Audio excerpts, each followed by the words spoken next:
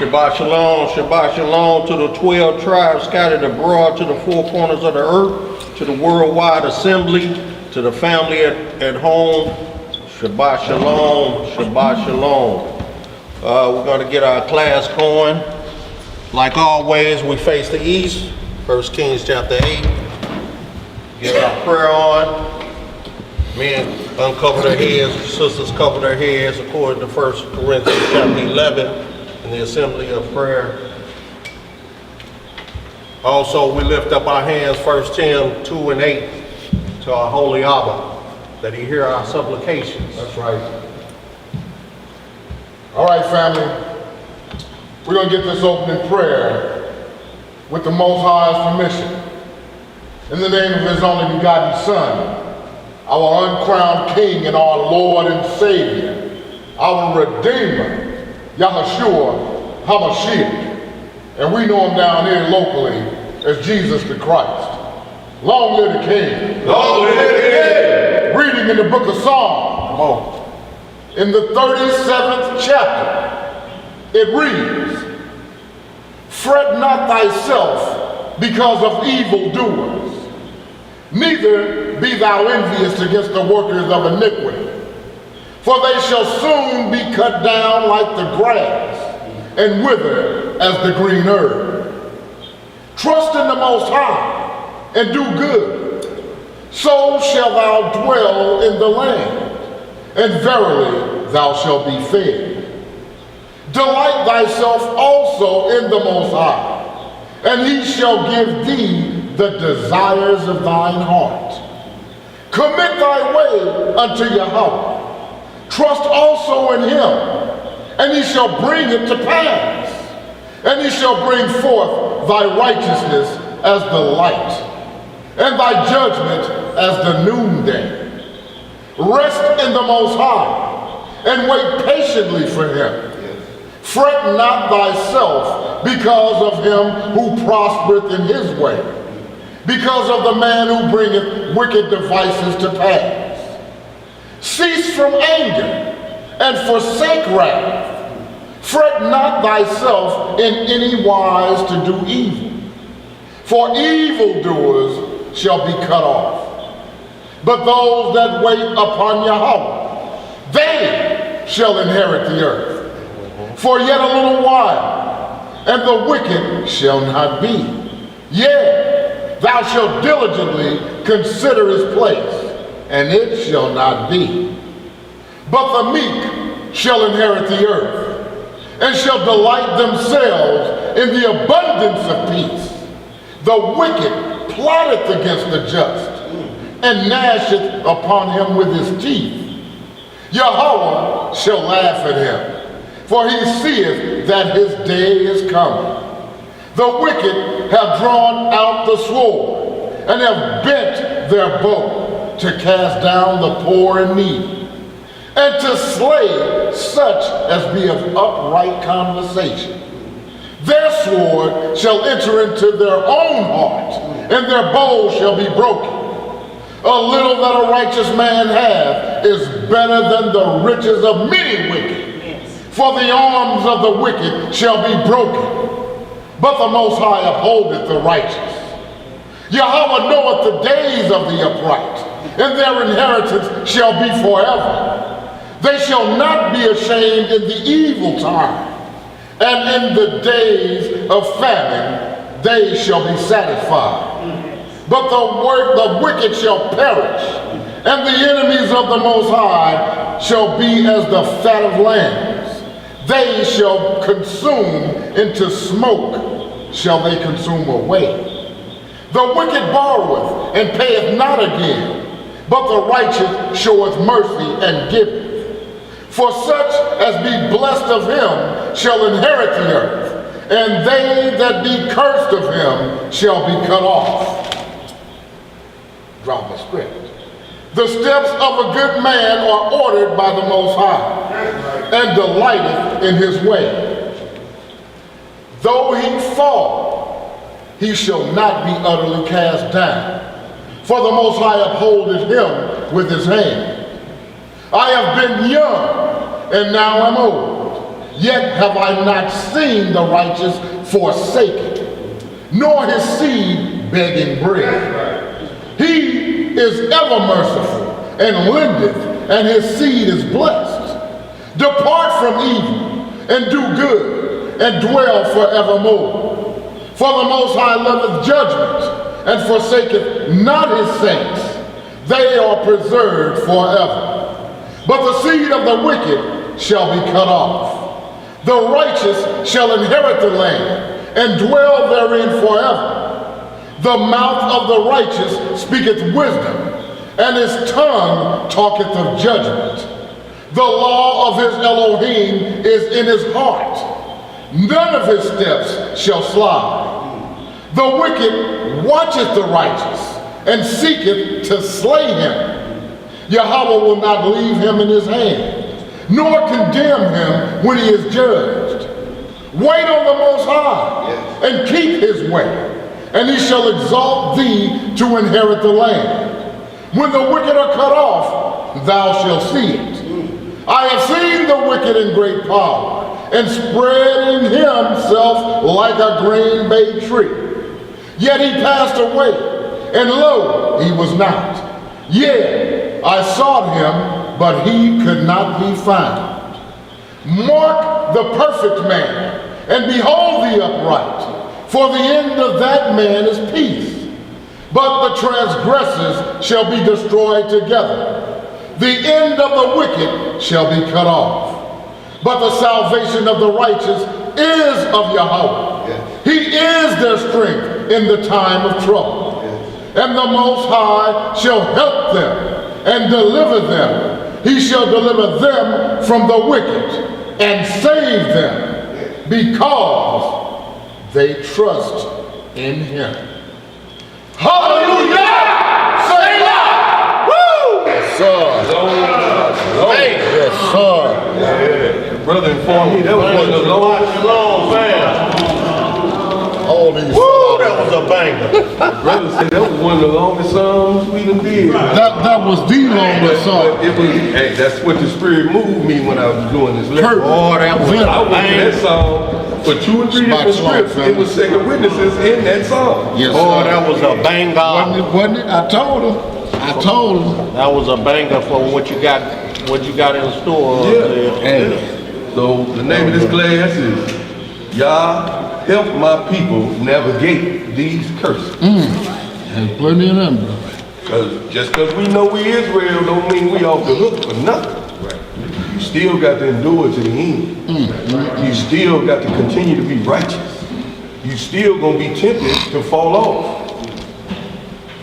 Hashatan ain't coming after those that work for him. That's right. He's coming after those that's trying to oppose him. So you got to fight on your hands. And the quickest way of him knowing that he got you on the ropes, your lack of faith. Lack of faith will turn you out of Your your time. shaking faith. You knees buckled under adversity. He got you. For none can enter into the kingdom with doubt. That's right. It's a schism. We're going to start this off in Sirach 37. Y'all know me, I like to do whole chapters, but all of them ain't whole chapters today. Not all of them. So we're going to start off in Sirach 37. What we got to do to navigate these curses that's coming on us, y'all? Just because we know we Israel, we ain't off the hook. That's right. We got work to do. That's where the work begins, baby. That's where it begins. Huh? You got to be a light. That's how we know we Israel. Yeah, you got to be a light to those that are asleep. Is there, just give them a little enlightenment as to what kind of inspired you to go here? Because I'm sure so many brethren who are under these false guidance of security. Well, what inspired it is, you know, it was some self-reflection, of course. Always got to do that. You got to look at yourself first. That's right. Before you look at anybody. And another reason is, you know, it's a lot of different doctrine and different people making videos every time they see fit. Some think that we can go get some land, move out there as knowing Israelites, and live in peace till your house shall come back. Like these curses ain't coming out there with us. Right. You can't escape Deuteronomy 28. Right. That's right. You can't. It's on us. All we can do is fight against it. Wherever we at. Whether we be in the city or in the field. We're going to read something on that too. But come on, let's go and get it started. But just to, also to give a little insight, you have to also beware of these kind of doctrines and what's behind those kind of doctrines. What's the purpose? If you already living securely in a neighborhood or a house, wherever you live, you're already established. Why would you have to uproot you and your family to go live in so-called harmony amongst only people who think they know they Israel and not be harmed? And if you all out there living, being a light to each other, who being a light to the dark? That's right. Well, some would say, doesn't the scripture say, be ye separate? We're going to get into that. This is in this class too. We're covering all them bases. Yeah, we're gonna cover a lot of bases, but you know, But Jeremiah say be separate in the midst of now, the people. I mean, we understand Okay, you know, we're going to read that. we understand you know, the nature of wanting to be amongst like-minded brethren. Ain't nothing wrong with that. That's why we saying nothing wrong with fellowship. That's why we have holy days. But we also all had our own places to dwell in. And then think about this. If you were just alone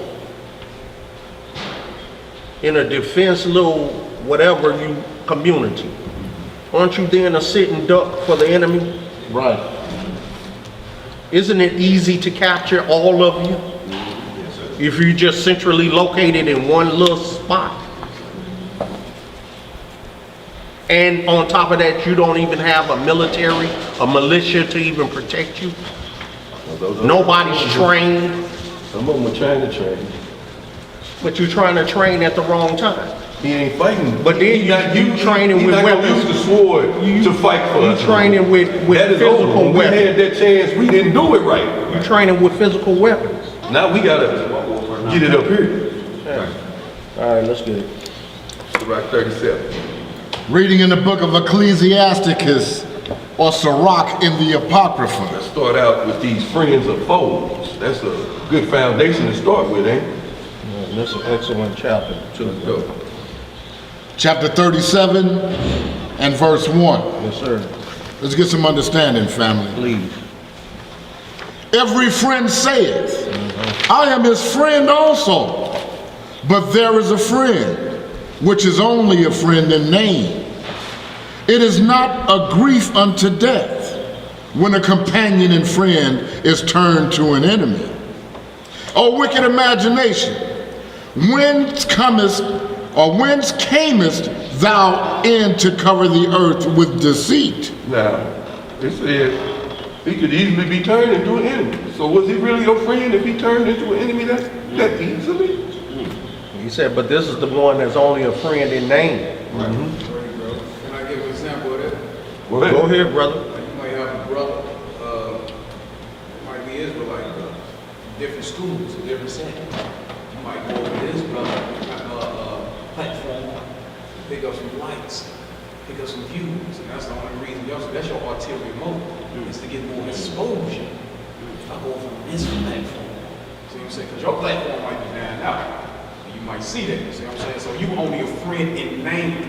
You know, this brother got a good following. Yeah, because we Israelites.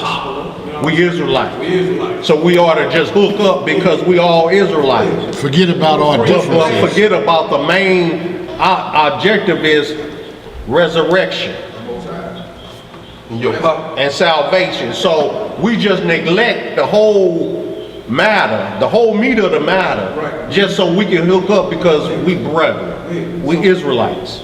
Friend in name. So anything, so this is saying, these are friend in name. So any breach, anything, any misunderstanding, he's no longer your friend because you was only a friend in name. In only name. Right. So it was only surface. On the surface. It was only in mouth, in lip service. Yeah, that's my homie. Well, you know, if you're going after a popular, because you got a popular platform, all of it's vanity anyway. Right. So your whole interior motive is wrong. I'll jump. You're supposed to be spreading the word, not trying to get popular. Right. Right. Verse 4. That's right. There is a companion which rejoiceth in the prosperity of a friend, Uh-oh. but in the time of trouble will be against him. Is that your friend? Uh-oh. Looking for your downfall. He claimed he happy. Oh, my brother just got some land. He happy for him. Verse Is 5. he really? Right. Or Satan pull him to the side. I know how to give this. Why he doing for him and ain't doing for you? Maybe You you ain't should have. diligent in the Most High. You should have. Self-inflict first. I go in. Envy. Envy. Come on, bro. Come on. Verse 5. There is a companion which helpeth his friend for the belly, Uh-oh. and taketh up the buckler against the enemy. Oh yeah, he'll fight your battle for right now because you sitting on swole. Oh, so he down to go against the enemy and anybody that's talking crap against you right now because you sitting on swole. You got the bag. Yeah. And I want the bag.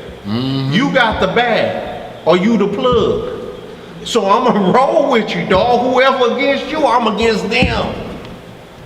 Until. You lose that bag. Come on.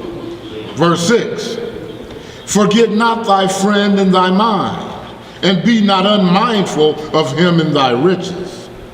Every counselor extolleth counsel, but there is some that counseleth for himself. So be careful of those that say, we shall all have one purse. We shall all get one land and all of us live on it. Well, what's the ulterior motive behind that? Who's going to be in charge? Because there's going to have to be order. Oh yeah. So who's going to set up order? And what is this order going to be based off of? Is it based off the Most High, law, statutes, and judgments? Or is it based off the nigga that said, I'm the one that started this? This is my stuff. Because what it can turn into? Lord of the Flies. You've seen that movie? Yeah, exactly. Come on. Verse 7. Every counselor extolleth counsel, but there is some that counseleth for himself. Beware of a counselor, and know before what need he hath, or what need he hath. For he will counsel for himself, lest he cast a lot upon thee, and say unto thee, thy way is good, and afterward he stand on the other side, to see what shall befall thee. I know y'all seen that before in y'all life, carnal and in this spiritual realm. We done seen this. Watching it right now. Come on.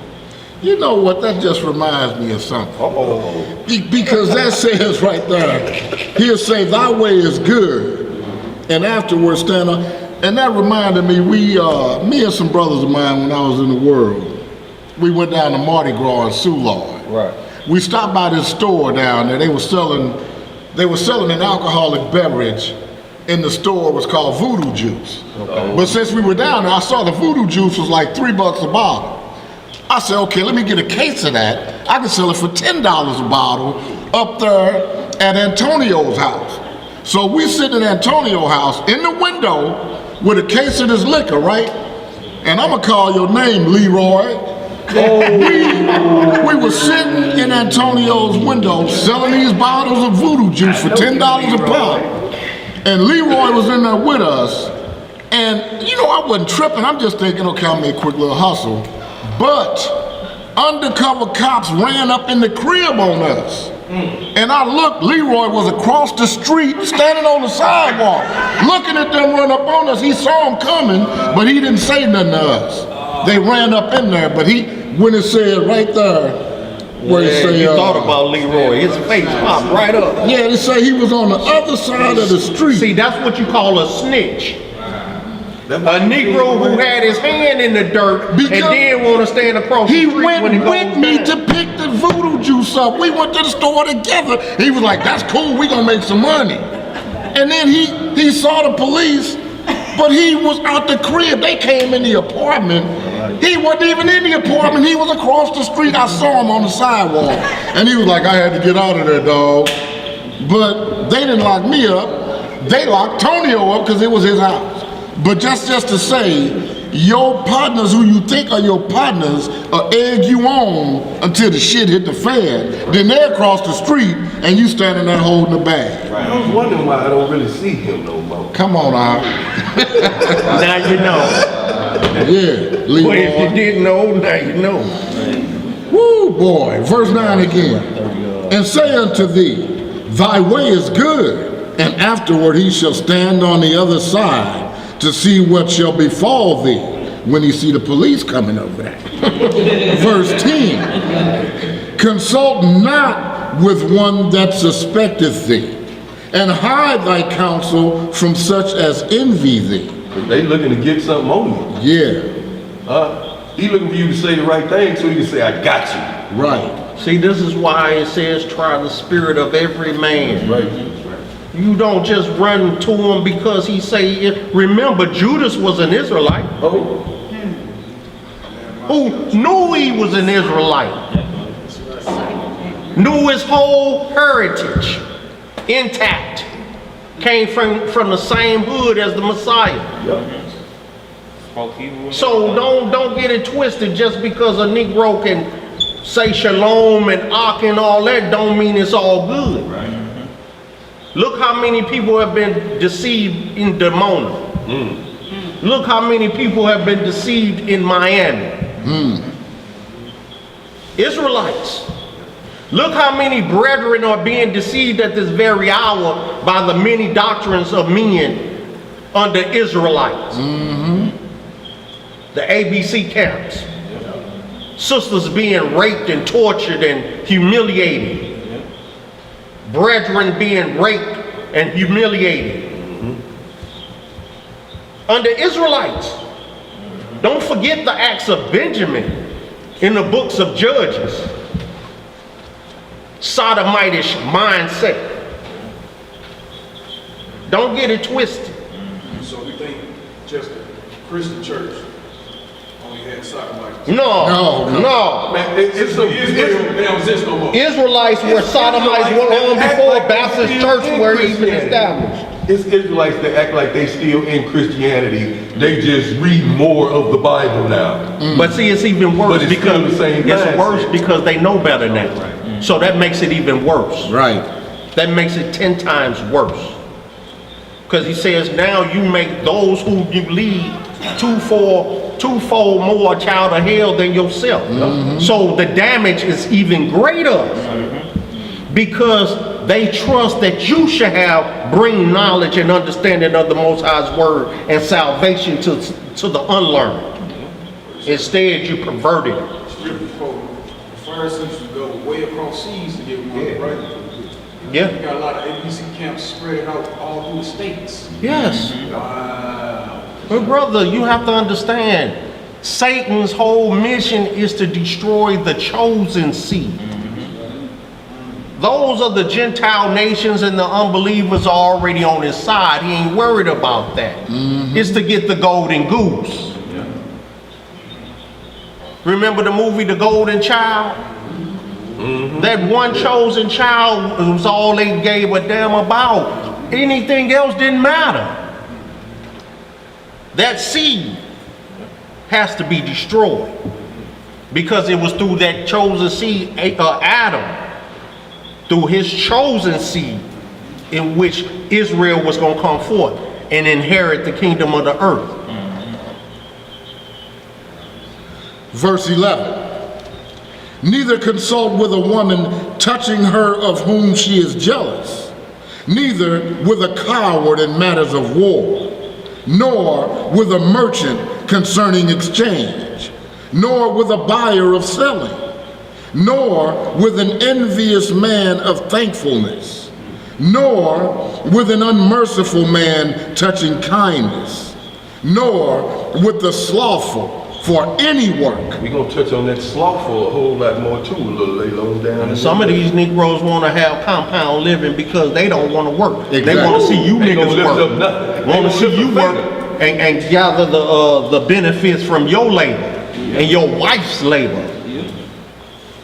All right. Nor with an hireling for a year of finishing work, nor with an idle servant of much business. Hearken not unto these in any matter of counsel. Don't forget this. Look at the list. He give us a list of unworthy Negroes not to listen to. Don't get it twisted. Just because they claiming they're Israel, you better watch these things, these attributes. That's right. Try the spirit. Verse 12. But be continually with a godly man, whom thou knowest to keep the commandments of Yahweh, whose mind is according to thy mind. Like-minded. Right. And will sorrow with thee if thou shalt miscarry. And let the counsel of thine own heart stand. For there is no man more beautiful, more faithful. I was more beautiful, boy. Ooh, get off me. Unto thee than it. So he said, trust in your first mind. It ain't lying to you. And you will let the brotherhood, the brunity override what your first mind, which is Christ, telling you. Don't trust it. Right. And you're like, no, but this gotta be of the spirit, the brotherhood. Don't trust it. And then next thing you caught up and you like, man, I should have listened to my first mind. My spirit was telling me something wasn't right. When you see them red flags, especially if you from the streets, your spidey senses ain't fooling you. That tingling feeling you get like, something sour. Right. But you like, but those the brothers, but something sour. You better believe it's sour. Read on, bro. Verse 14. For a man's mind is sometime wont to tell him more than 7 watchmen that sit above in an high tower. Override it. No, you start reasoning within yourself. You find 7 more reasons why you should do it as opposed to that one why you shouldn't. Read on. And above all this, pray to the Most High, that he will direct thy way in truth. Let reason go before every enterprise. So if these niggas talking about compound living, reason within yourself, is this of the Most High? Show me evidence or examples of this happening and being successful in our land of captivity. Show me examples. There has to be examples of this being a godly situation under these circumstances in which we're dealing with now. So there has to be an example in Babylon. There has to be an example in Medo-Persia. There has to be an example in Assyria, in Egypt. You have to show examples of these things existing and it being successful and guided by the Most High. There has to be 1, or 2, or 3, or 4. There has to be evidence. Read on. And counsel before every action. The countenance is a sign of changing of the heart. 4 manner of things appear, good and evil, life and death. But the tongue ruleth over them continually. There is one that is wise and teacheth many, and yet is unprofitable to himself. There is one that showeth wisdom in words, and is hated. He shall be destitute of all food. For grace is not given him from the Most High, because he is deprived of all wisdom. Another is wise to himself, and the fruits of understanding are commendable in his mouth. A wise man instructeth his people, and the fruits of his understanding fail not. A wise man shall be filled with blessing, and all they that see him shall count him happy. The days of the life of man may be numbered, but the days of Israel are innumerable. A wise man shall inherit glory among his people, and his name shall be perpetual. My son, prove thy soul in thy life, and see what is evil for it, and give not that unto it. For all things are not profitable for all men, neither hath every soul pleasure in everything. We ain't all gonna like the same thing. That's right. Everything ain't for everybody. So just because this group over here says so, doesn't mean it's necessarily good for you. The multiple marriage thing ain't for everybody. There are some that do it correctly and according to law, and it's benefiting them. So be it. But it's not for everybody. Yeah, the ones that's doing it correctly and benefiting you, you don't hear nothing about them. They don't have nothing to say because they're doing it accordingly. So what is There's nothing to say. what is there to talk about? Yeah. Because it's all done under the guidance of the Most High and His Holy Begotten Son. So they're looking forward towards salvation, and it has nothing to do with the fleshly existence of what's going on. So if that's happening, all praises be to the Most High and His Holy Begotten Son. May He continue to bless that union. But if it's not being done correctly and lawfully, shame on you. 27 say, prove thy soul in thy life. That's right. You got to self-examine yourself in all things. You can't just be jumping because the wind blew and this brother got this going on. Oh, I'm jumping on that. It might not turn out well. It might not be for you. Scripture say prove all things. Know what your heart needs. Then you won't be following no other man. But like I said, if these things are true, if these things are the Most High, then show us the examples of them. At least 2 or Just 3 weeks. Just present the examples of them, brother. And we can make it happen like happens. But, bruh, if it ain't of the Most High, let it go. Paul said all things are lawful. But not all expedient. That's right. Read on, brother. Verse 29. Be not unsatiable in any dainty thing, nor too greedy upon meats. What happened if you greedy? Go ahead. For excess of meats bringeth sickness, and surfeiting will turn into choler. By surfeiting have many perished, but he that taketh heed prolongeth his life. All right, let's That been spiritual too. Huh? That been spiritual too. Spiritual man? Oh yeah. You spiritually greedy, you still get sick. Because you might take in the wrong doctrine and you can gobble so much up, you can't even tell it's wrong. Now you sick, you vexed. Ecclesiastes 12. Ecclesiastes in the Bible. That was the only one I had after Apocrypha. I tried to condense this lesson, y'all.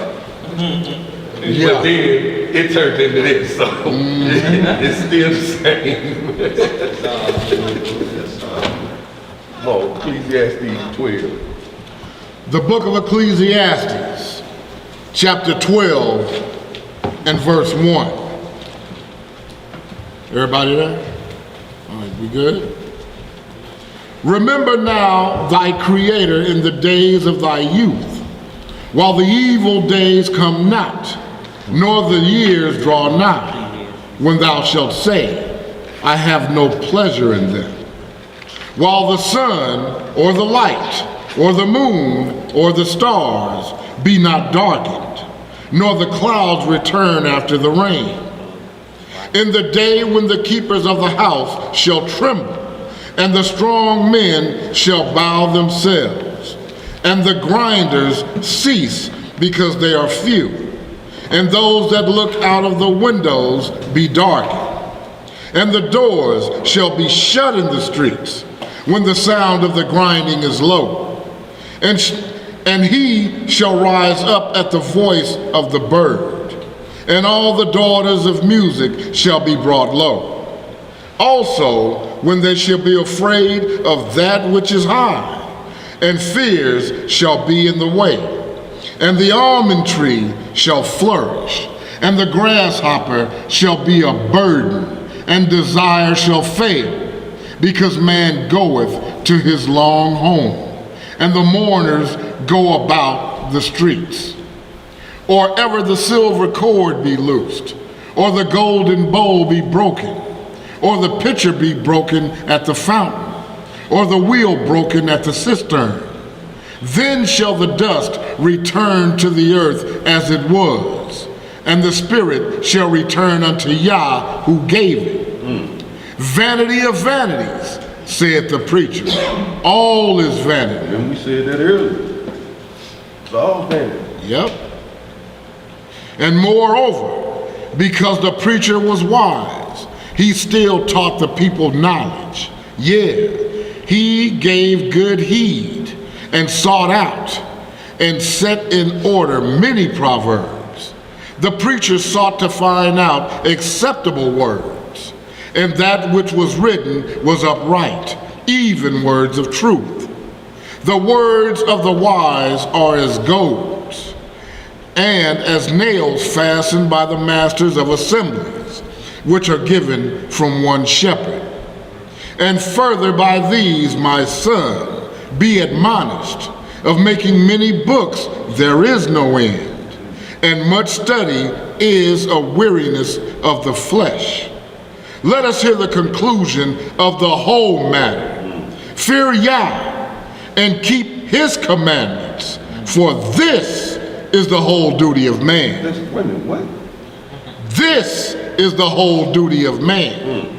For Yah shall bring every work into judgment with every secret thing, whether it be good or whether it be evil. So whether it be good or whether it be evil, it's going to get judged.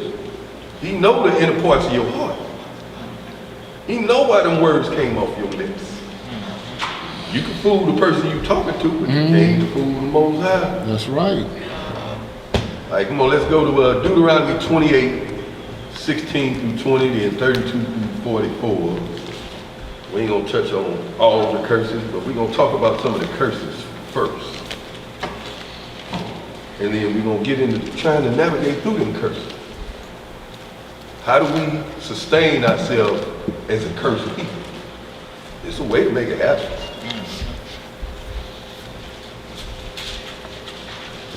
Deuteronomy 28, 16 through 20. We're gonna be in Deuteronomy for a minute. Yeah, I heard that was a good one.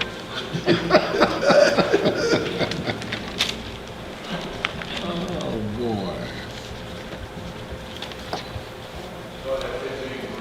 All right. But you know that compound living is no different than the Fleet Babylon doctrine. Right? Ain't no location salvation now. That's right. I mean, what makes you think that just because you living amongst like-minded brethren in a fenced community or whatever it may be, that nothing will touch you? Know that the destroyer of the Gentiles won't come and pay you a visit. You Did not still get house. buying, you still buying land from Esau. Yeah. Did not get And house so shot. they have your location on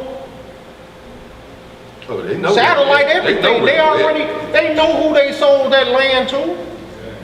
It's a group of Negroes call themselves Israelites situated right here in this plot of land.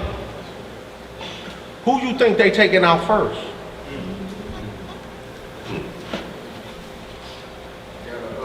I don't know if y'all familiar with this brother. He a loner now. He got a bird down there. He's been on Facebook about 5 years. First he had people with him. He had his daughter with him. He just wanted to take his daughter. Because he just left her and he came to the King Babylon. Trying to get everybody to do it. I want you to navigate me to that scripture. About Where it what? say, get under the yoke of Babylon.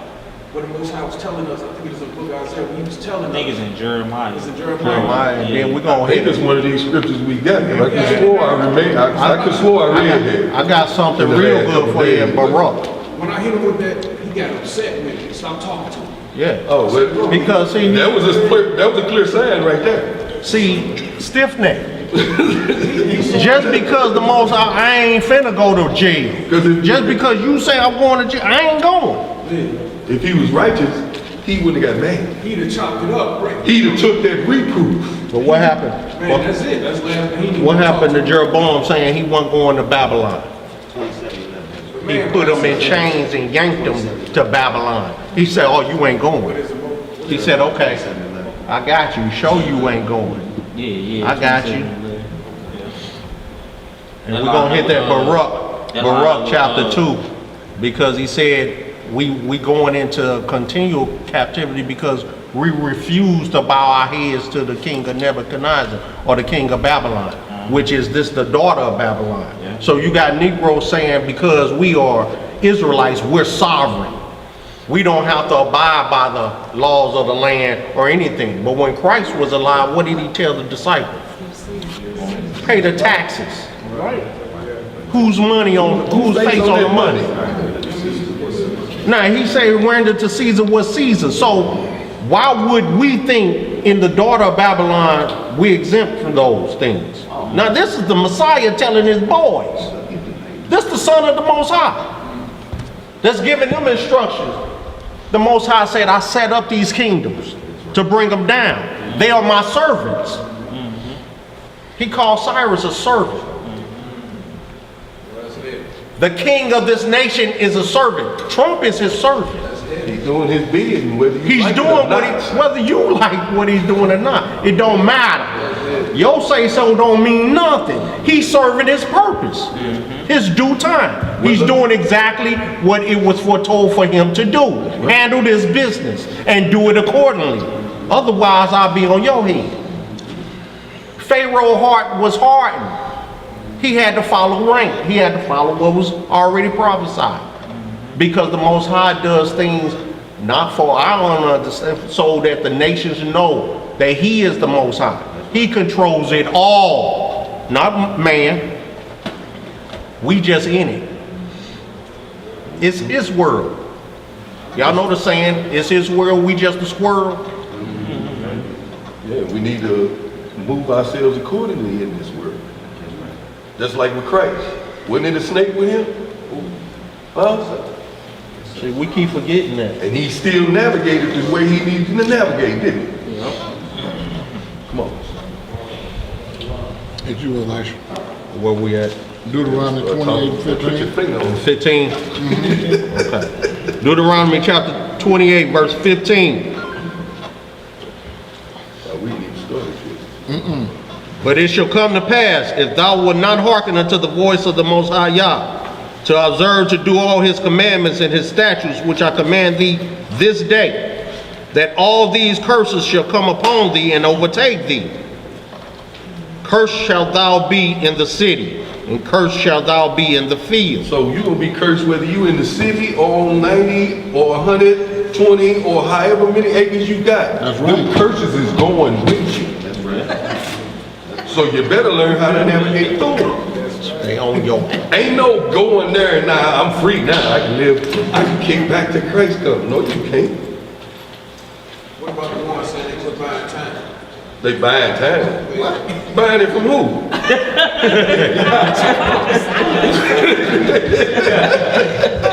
I want to know what kind of receipt they got. Time from Esau. You buying time from Esau? Esau don't control time. He don't own time.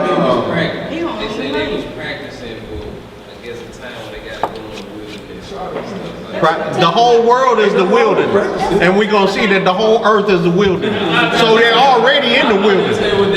You're practicing. You're practicing in your hood, on your block. Peek this though. Peek this though. If the Most High guide you, you don't need no practice. That's right. You ain't even got to know how to do it if He directing you. Did Abraham have practice? A lot of them, they be wanting to run out on that land. It just be because they be afraid, they be scared and stuff like that. You know what I'm saying? Did the scripture tell us that there's going to be miracles and miracles that happen in this activity? Signs and wonders, but see, man, they don't trust. See, it comes when you clear the smoke, they blowing up everybody's butt. It comes down to lack of faith. That's what it really comes down to. I'm scared as I don't know what, and I don't want this to happen to me.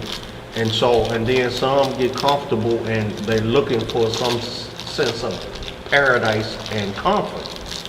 But you in affliction. That's like trying to build paradise in prison. Like, nigga, you in Pelican Bay. And you like me and my homies. Me, you, all of my cellies, because we think alike. Nigga, we finna form our own little world in here. On cell block C. And it's going down, nigga, and it's just us. I ain't got no 6x6. What's the difference? 12x12. What's the difference, man? You ain't gonna be cursed to that. Because at the end of the day, the warden say, lights out, niggas. Oh, all right, dog, I'll holler at y'all in the morning. Night, niggas. Just like that. Oh, I'm sorry. I'm on, this man bro. alive. I shouldn't be doing that. You know, but come on, man. And it just comes down to lack of faith. Yeah.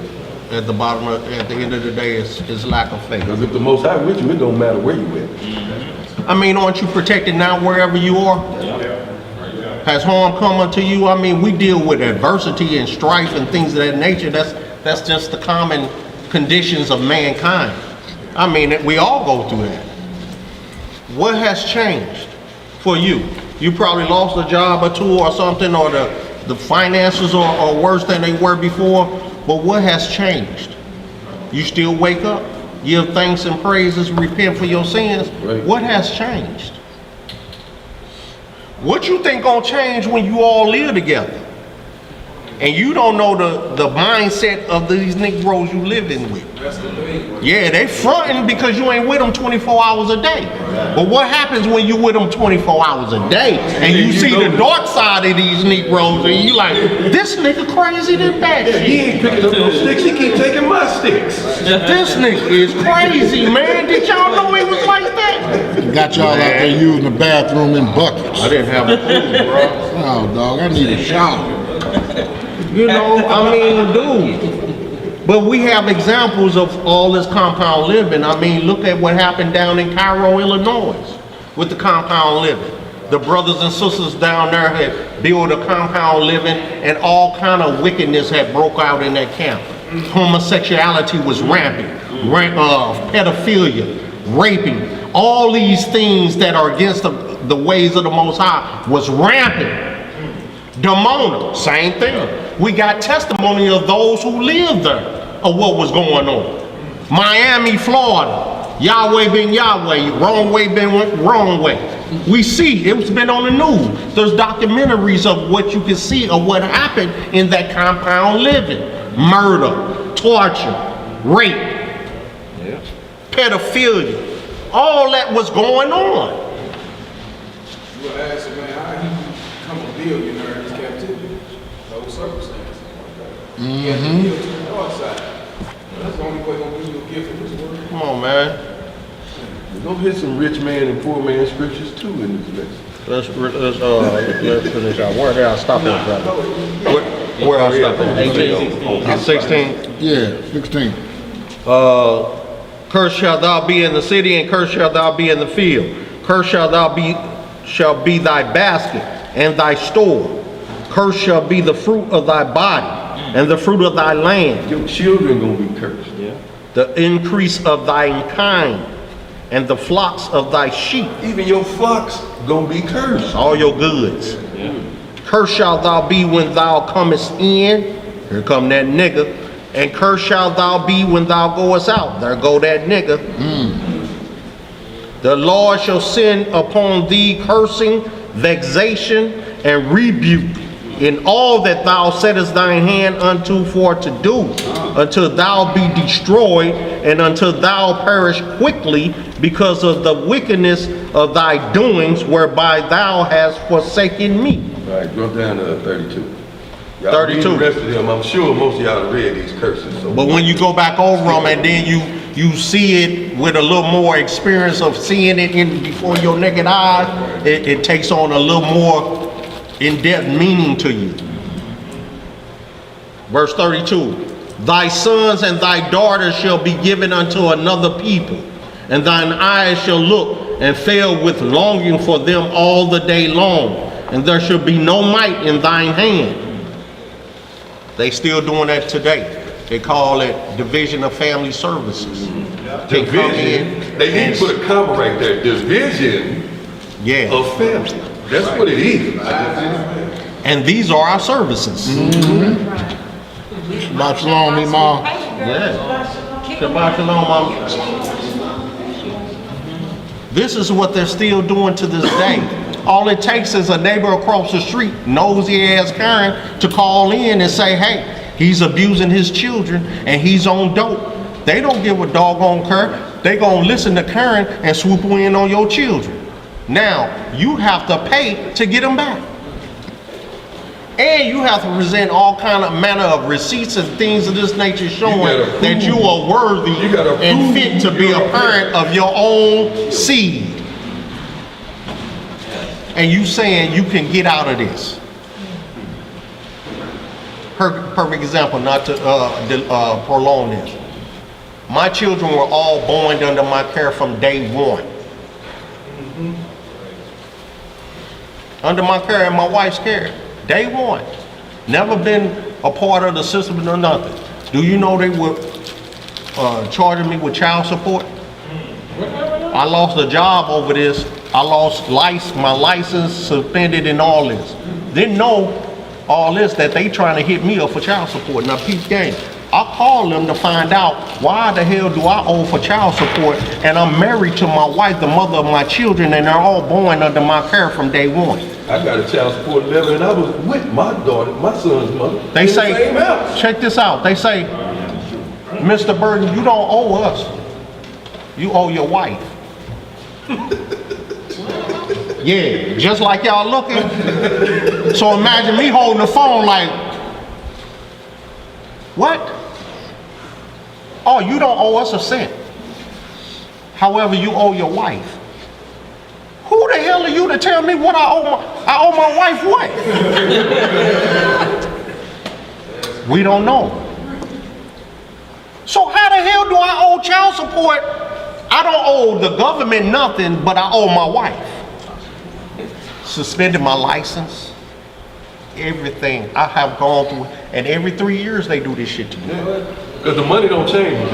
Every 3 years I have to go through a legal battle to make sure to get my name off this child support. My wife, it got so bad that they were holding my income tax, and they had to have a three-way phone conference call with my wife on the phone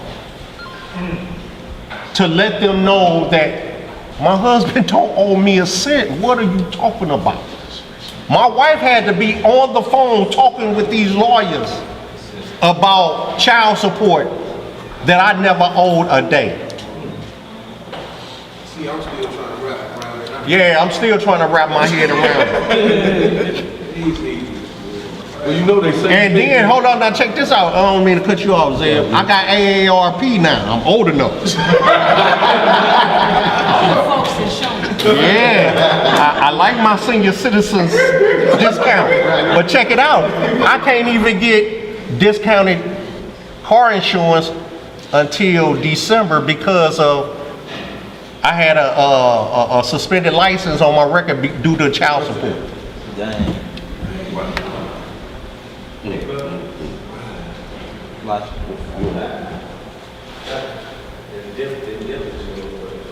Back in the day, girls say that she had kids out here. And I disputed.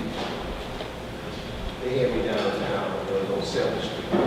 They had sheriff in there and the child support. So I told them it was another kid. So they said, social whatever you call it. So we went to court. You know what the judge told me? You to look like. I'm telling you, we dealing with, this is what we're dealing with. So who are you to say that I'm gonna run out into the woods and escape these things? Boy, they'll find you like student loan people. Don't be in the wrong state. Cause some of them worse than others. You say they be calling satellite phone. Boy, they'll find you like student loan people, man. I got a student loan letter in jail. How the hell you get a student loan letter in jail? They found me in the clink and want to take money. Where am I at, bro? 33, ain't it? 33. The fruit of thy land and all thy labor shall a nation which thou knowest not eat up, and thou shalt be only oppressed and crushed always, so that thou shalt be mad for the sight of thine eyes which thou shalt see. The Most High shall smite thee in the knees and in the legs with a sore botch that cannot be healed, from the sole of thy foot unto the top of thy head.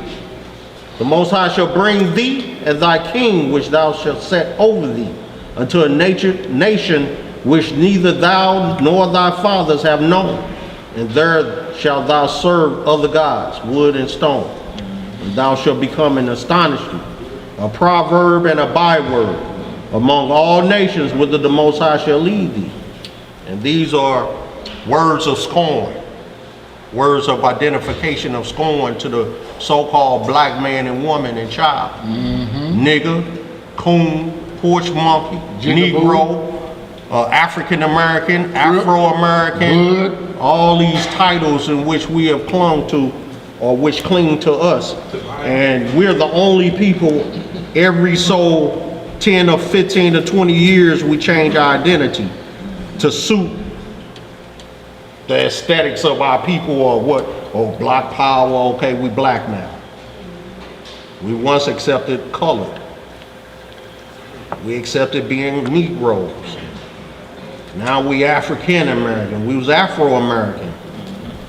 Now we African American.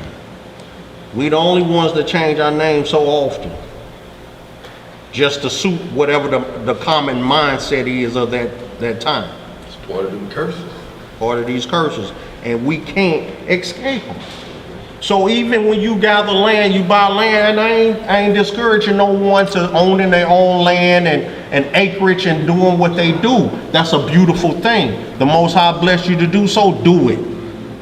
But when it comes to this compound living, all of us just gathering up in one little fenced city and community. Just because you out of the city, don't mean you escaping nothing. As a matter of fact, most of the times you don't even know the whole mindset of the people you willing to give your all for. Or do they have the same love for the brethren that you have? Are they exhibiting that same love and commandment keeping that you are?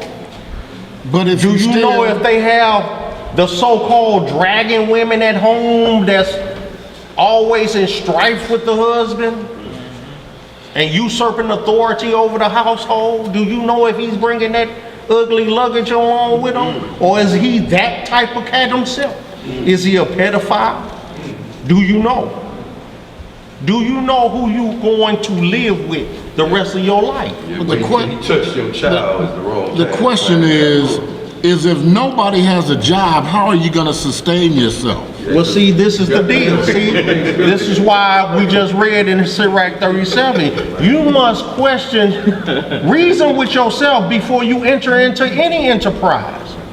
Ask for the Most High's guidance about this. Is this of you or is this of man? Try the spirit. Just because a nigga say we Israel, man, shalom, don't mean nothing. Judas was an Israelite. Don't forget that. Dathan, Korah, all those nothing Negroes were Israelites. Why are we forgetting that? Who gonna pay for the land? Who gonna pay the taxes? Who gonna pay to have electric and, you know? You still got to deal with Esau. Where are you going to go on this earth and not have to deal with Esau ever? You still got to deal with him. Yep. You have to make a deal with him. And you have to set forth a contract. Right. And he's got a contract. For all you Negroes that saying, I can marry without a contract, well, guess what? Esau gonna have one for you. Sign it, nigga, because I want mine. And if you ain't giving me mine, I'm coming for mine. And I got a whole group of boys, one phone call, and that's all I gotta make. Now we threaten that with each other. Nigga, I can just make one phone call. Half them niggas ain't gonna show up. Right. But Esau, he made that one phone call. Helicopters and all them boys geared up. They outside. Them boys outside. Them boys outside.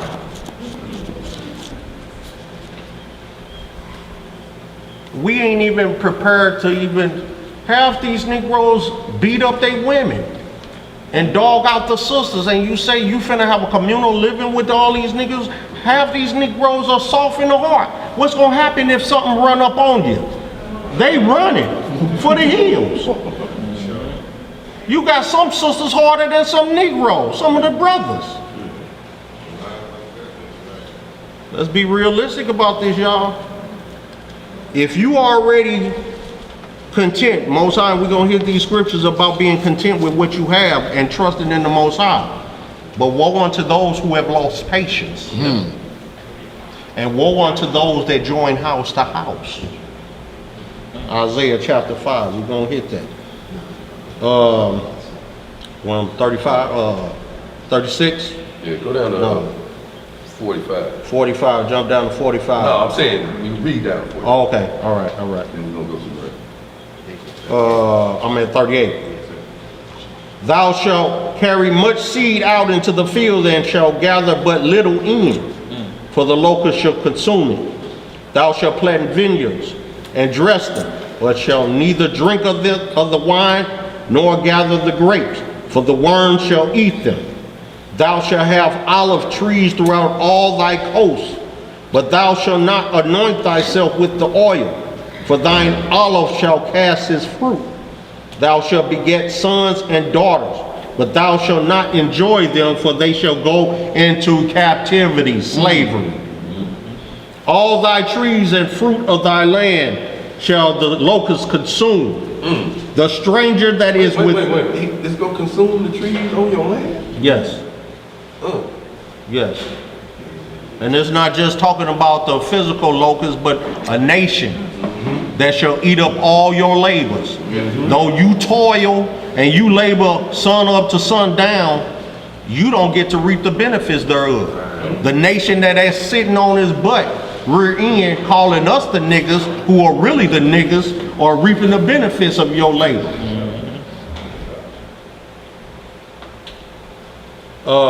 Verse 43. The stranger that is within thee shall get above thee very high, and thou shalt come down very low. Ain't that Arab sitting on swole in our community? Ain't the slant eye sitting on swole in our community? I thought that was stupid.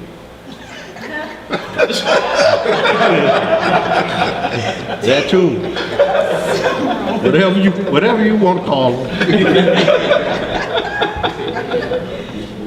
In different areas they call different things. Proverbs and bywords. 44. He shall lend to thee and thou shalt not lend to him. When he have pawn shops, Esau got pawn shops everywhere. He shall be the head, and thou shalt be the tail. Moreover, all these curses shall come upon thee, and shall pursue thee, and overtake thee, till thou be destroyed, because thou hearkenest not unto the voice of the Most High, thy Elohim, to keep his commandments and his statutes, which he commanded thee. That's right. So now, we being destroyed because we hearken not to the voice of the Most High. Our forefathers did, and we still do it to this day. On the 30. So how is the Most High gonna work with you if you ain't doing what he wants you to do? You ain't doing what he told you to do, but you think he got your back? Don't get fooled. Let's go to Deuteronomy 30. All these curses are still in existence, and we gotta know how to navigate through them. Because it ain't no saving till Christ come back. We gonna be going through it. Unless the whole house of Israel turn. Not just the knowing Israelites. That means your brother's locked up, your cousins, you ready to leave and move out to the country and stop being a light for, they got to turn too. Right, so what happens for them? If you all, if everybody just get up and go and move to a particular space, you know, what happens to those left behind? Who gonna be a light to them? Or are they not worthy of seeing the light or getting instruction or, you know, seeing you go through your everyday struggle yet coming out on top because you have faith in the Most High? And what we don't understand is they watching. They watching us. They might not be down with what we doing, but they watching. Yes, sir. And the longer you in it, the more they see, well, he really fell off. Hold on, maybe I should try to. Even in the midst of his struggle. Make them start wanting to look a little more. But Even in the midst. Oh, that nigga. I knew it was fake. I knew it wasn't gonna last. I knew that it wasn't gonna last. It was just a fad. He was just going through a thing. He was a Muslim last year. Deuteronomy 30 and what, bro? The whole thing. Whole thing. Deuteronomy chapter 30 and 1. And it shall come to pass, when all these things will come upon thee, the blessing and the curse, which I have set before thee, thou shalt call them to mind among all the nations whither the Most High thy Elohim have driven thee. Thou shalt return unto the Most High thy Elohim, and thou shalt obey his voice according to all that I command thee this day, thou and thy children, with all thine heart and with all thy soul, that then the Most High thy Elohim will turn thy captivity and have compassion upon thee, and will return thee. So you see what you got to do for him to have compassion on you. It ain't moving to no another spot. It ain't getting out these cities. You got to keep his commandments. Obedience over sacrifice. Come on. Let me go that 3 again. That then the Most High thy Elohim will turn thy captivity and have compassion upon thee, and will return and gather thee from all the nations, whither the Most High thy Elohim hath scattered thee. Oh, he gonna gather us? Yes. Oh. If any of thine be driven out unto the outmost parts of heaven, from thence will the Most High Elohim gather thee, and from thence will he fetch thee. And the Most High thy Elohim will bring thee into the land which thy fathers possessed, and thou shalt possess it. And he will do thee good, and multiply thee above thy fathers. So we can't just go take Israel back? Off what he just said in the last three verses, he gonna handle that business. So where y'all going, man? You know what I mean? We just can't go over Israel and put our flag up? We going to Ezra house, man. That's what we going to chill over there for a while. We going to that Turner house? Yeah, we're going to Nat Turner house, man. Yeah. Ask Sarah. Sarah said it ain't happening. Sarah said it ain't happening. All you hungry Negroes better go where you lay your head. But if you trip off of it, he explaining to you the land that you should be seeking. You know what I'm saying? It's not no land here in America to That's be right. trying to, make it the kingdom. Right. He telling you, I'm gonna come in, I'm gonna gather y'all together, and I'm gonna take y'all to the land that flow right. with milk and honey. The land that he promised to our forefathers. So you must. Other than, Go my ahead, bad. go But other ahead. than that, you know what I'm saying? Just like he told Daniel them in Babylon, build y'all houses, build y'all vineyard. You know what I'm saying? Wait y'all time until the Messiah come. It ain't no need for us to, you know what I'm saying, to panic and to be looking for land and stuff like that. You know what I'm saying? Just continue to do what he told us to do, because like Zeb saying, it ain't nowhere you finna run from these curses. No, we're gonna see that. Yeah. We're gonna see that in the book of Amos. It ain't happening. I don't care where you run. Ain't no hiding place. You see Saddam try to hide into the earth. They found his monkey butt up in the earth, didn't they? They pulled that top out. Come here, nigga. Peekaboo. Like a jack in the box. Where I'm at, bro? 6. Verse 6. And the Most High thy Elohim will circumcise thine heart and the heart of thy seed, to love the Most High thy Elohim with all thine heart and with all thy soul, that thou mayest live. The Most High thy Elohim will put all these curses upon thy enemies and on them that hate thee, which persecuted thee. And thou shalt return and obey the voice of the Elohim, and do all his commandments, which I command thee this day.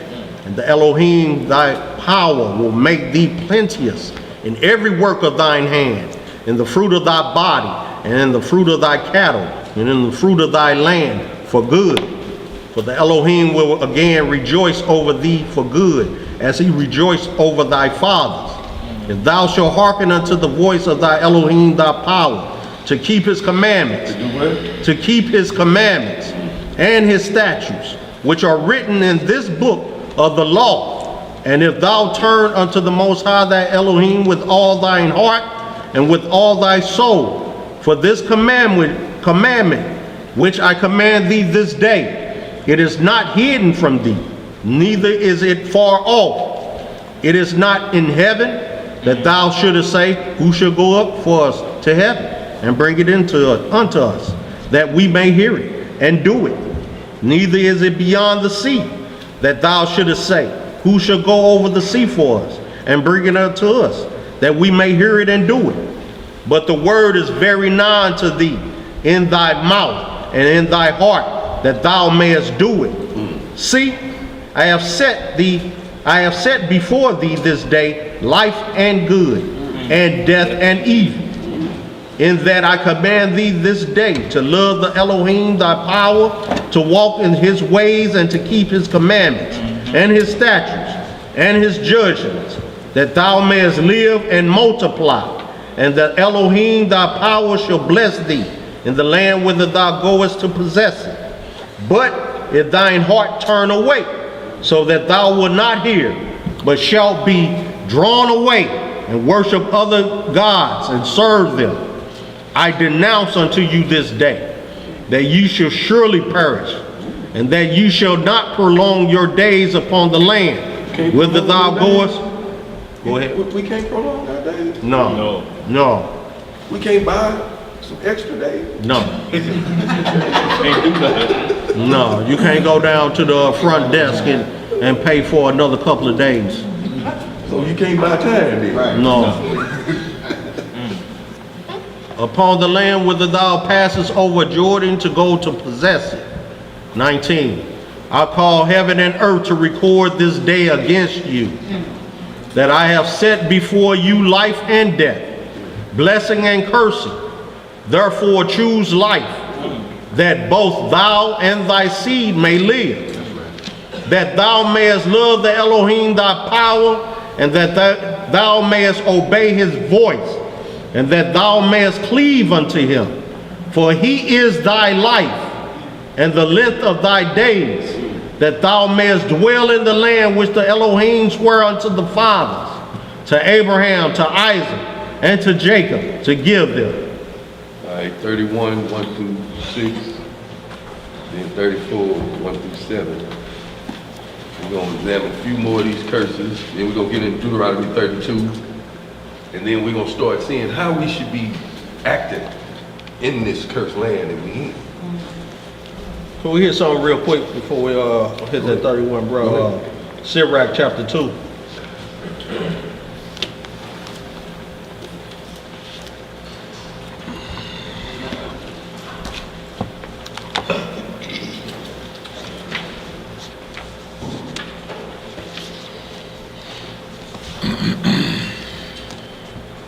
Or Ecclesiastes. Or Ecclesiastes chapter 2. Tell them, Nerve. I hear you, bro. Yep. What you got, Doc?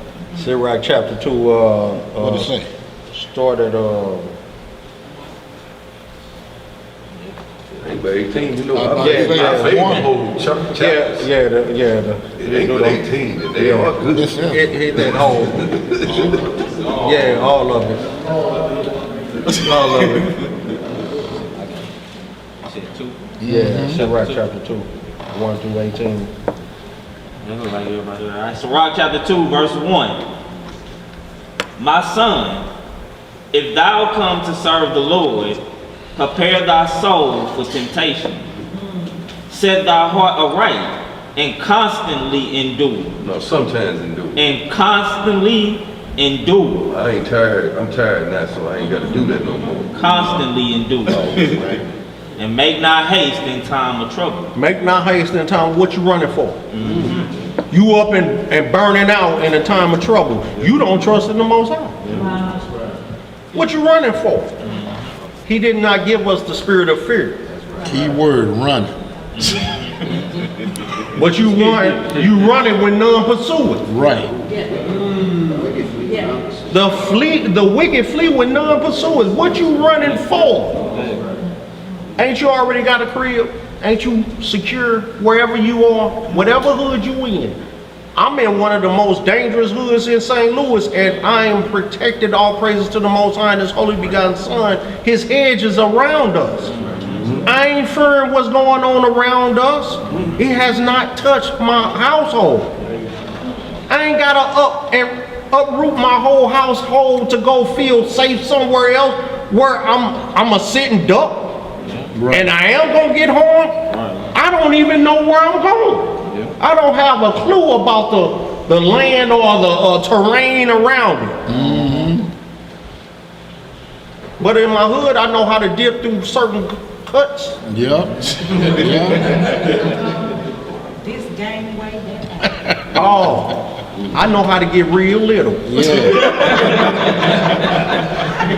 And even when the gunshots next door, they don't touch your They house. don't touch, man. I mean, and they let them all. I hear them all the time. Well, bro, where you running to? Heard 4 different times of shooting just last night while I was doing this. Heard gunshots 4 different times. One of them was 12 times. And I know I'm not alone. All of us live in rough areas.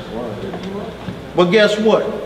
You wake up, you make it here to give all praises to the Most High and His holy begotten Son. You do the laws to the best of your ability. You have nothing to worry about. You put a hedge around you. Only You ones doing that be fear safe. is the ones that's doing sin. Yeah, That's the right. ones that's scared. You better be scared. You better be scared. And we'll hit that Romans 13 and say what you fearing the magistrates in power for. If you doing what you're supposed to do, what's your problem with them? And if they persecute you for righteousness' sake, happy are ye, because you have the kingdom at your feet. Right. Read on, bro. Verse 3.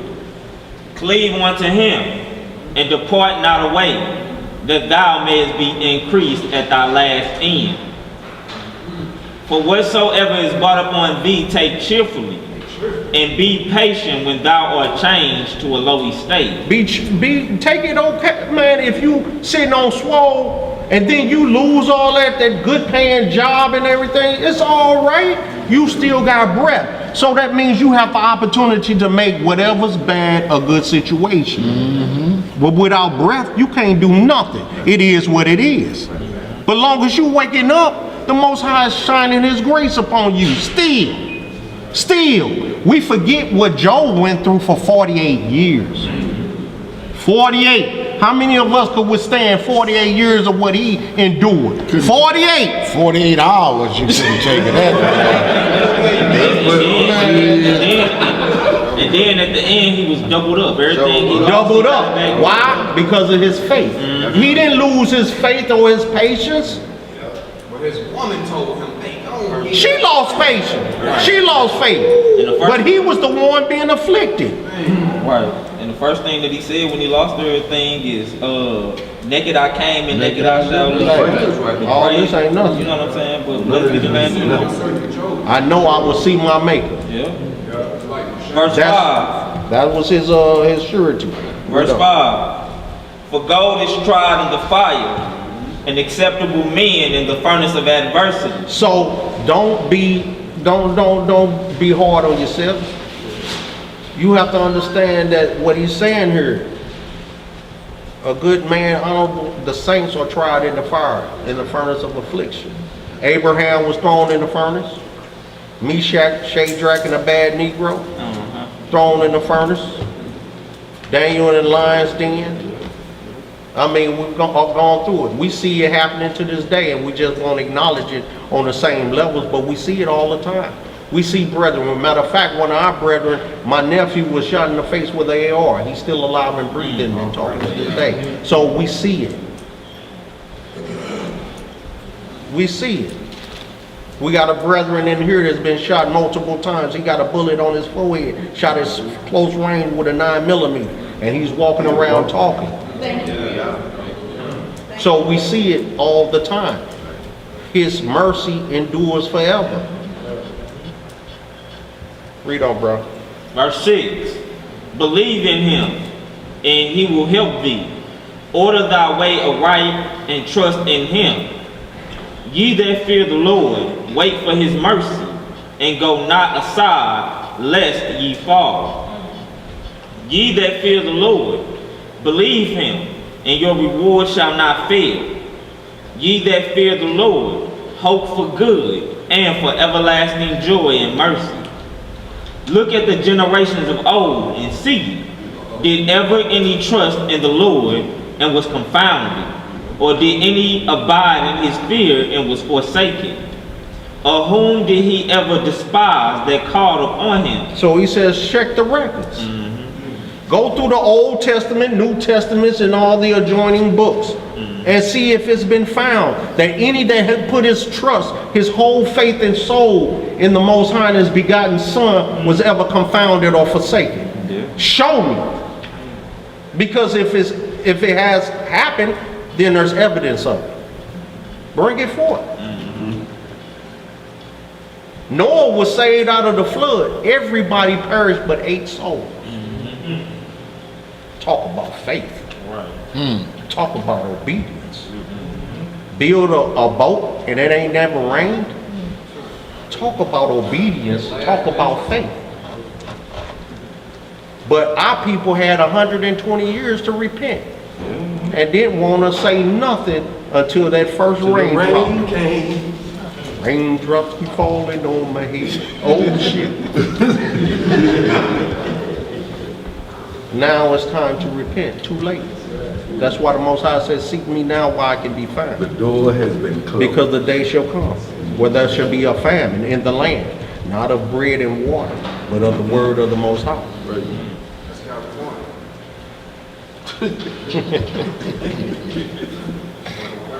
California. California dreaming. Read over, bro. Verse 11. For the Lord is full of compassion and mercy, long suffering, and very pitiful, and forgiveth sins, and saveth in time of affliction. Woe be to the fearful heart. Woe to be to who? The fearful hearts, and faint hands, and the sinner that goeth two ways. The sinners that go two ways. So you saying in one breath, I believe in Hamashiach. I believe in his salvation. I believe in the resurrection of the dead. But you like, these heathens, boy, on our tail. I think I better get up and go. It's time to flee. Time to bounce. I think I better go over here and hide. Well, he just said something about California burning. And I don't know how many of y'all been to California, but if you understand California and their terrain, where most of them fires is, it ain't in Goshen or the ghetto. No. It's out where the people trying to get away from Where they the trust in ghetto. their riches. Right.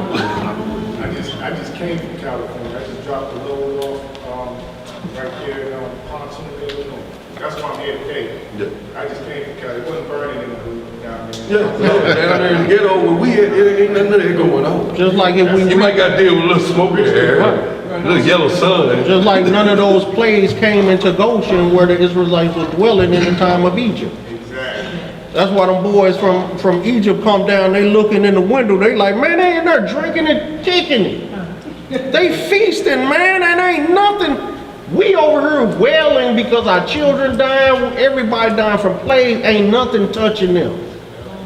And we gotta have that same faith today. That's right. Ain't nothing changed. We are the children of the believers. That's right. We are the children of those who brought the law and commandments and statutes, who followed them. And we still dealing with the offspring of the naysayers, the Pharisees, the Sadducees, and all the ones who were non-believers, the heathens. We still dealing with them. Ain't nothing changed. We just wearing different Babylonian clothes. We're in a whole different state of Babylonia now. We're in the daughter of Babylon now. There was the great Babylon, then there's the daughter of Babylon. Babylon we did 70 years, Jeremiah chapter 25. This is the daughter of Babylon. Set up itself just like Babylon and Egypt. The last time you seen a tornado go down one. Not since the white folks was living here. Well, you know what? I take that back, y'all. When I was in California, I did suffer from the fires one time. It was in the mountains about 10 miles from my house. And ashes, with my doors closed, ashes made it in onto my studio equipment. And the government gave me $500 for it. But you reap some kind of benefit. And all I had to do was brush them ashes off. But you wasn't burnt. You didn't lose your residence or anything of that nature. But see, we can't have a fearful heart. No doubt. Hebrews chapter 3, we can't have doubt. Read on, bro. Verse 13. Woe unto him that is faint-hearted, for he believeth not. If you faint-hearted, you ain't believing. See, that's what I was saying. Once you clear the smoke that they blowing, there's a lack of faith there. I'm really scared, man. I don't believe that he can do that. What is written, I don't believe that for real. Read on. Therefore shall he not be defended. Woe unto you that have lost patience. Uh-oh. And what will ye do when the Lord shall visit you? So what you gonna do? You done lost patience, you done gathered up, ran out to, well, who, God knows who, where. What you gonna do when he comes down to shake up the earth and render vengeance? What you gonna do in that little safe haven? We gonna have to hit that Amos chapter 5 and that Amos chapter 9. Because Negroes thinking they gonna flee, run, but you ain't running nowhere. Because most I say it's gonna be like you fled from a lion and was met by a bear. Run, nigga. Run, nigga. Keep running. But you running and ain't nobody pursuing you. You ready to sell all your goods and pack up and leave to go somewhere else where they gonna come get you, where you're already established already, but you getting ready to uproot to go somewhere, Lord knows where, to start all over again. What about schooling and education? How many of y'all homeschooling your children already? Is anybody even thinking about that? Read on, bro. Verse 15. They that fear the Lord will not disobey his word, and they that love him will keep his ways. They that fear the Lord will seek that which is well pleasing unto him, and they that love him shall be filled with the law. They that fear the Lord will prepare their hearts and humble their souls in his sight, saying, we will fall into the hands of the Lord, and not into the hands of men. For as his majesty is, so is his mercy. Because men ain't got no mercy. But he said he was going to bring a nation against us that has no mercy. And that's still playing out. And we sit here and wonder why these heathens are doing what they do to us. This is because of our own disobedience. And we continue to this day, while we lamenting our children dying at the hands of these cops and everything, we still disobeying his commandments in the same breath. And wonder why. Why is this happening to us? Refuse to do right. Check yourself. In the midst of all this happening, we still disobeying them. Where do you want to go, bro? Deuteronomy 31, 1 through 6, then Deuteronomy 34, 1 through 7. See, them two ain't whole chapters.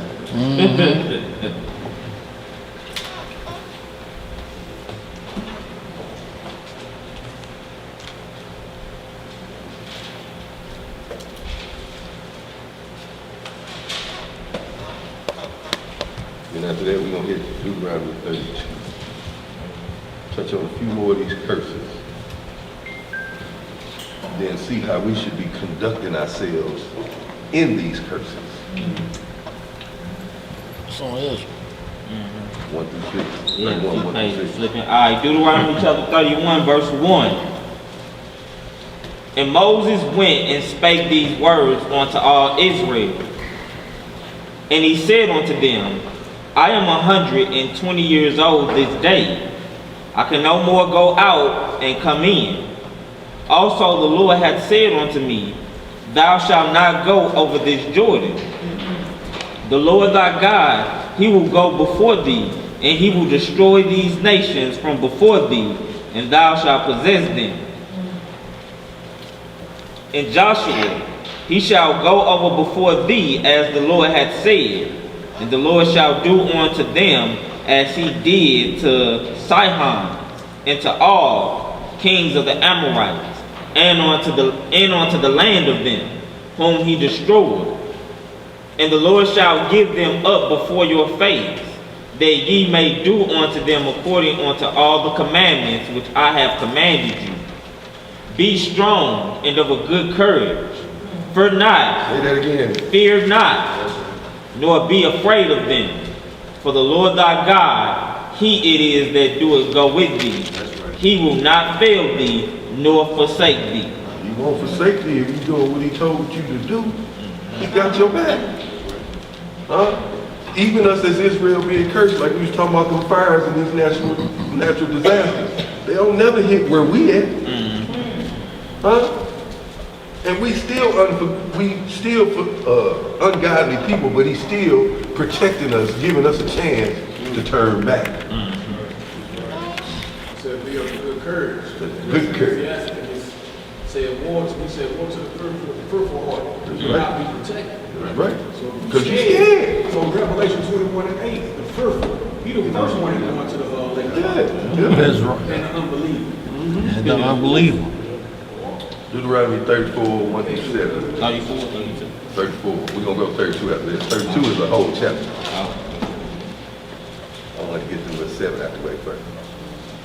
You said Deuteronomy 34. 34, 1 through 7. Deuteronomy chapter 34, verse 1.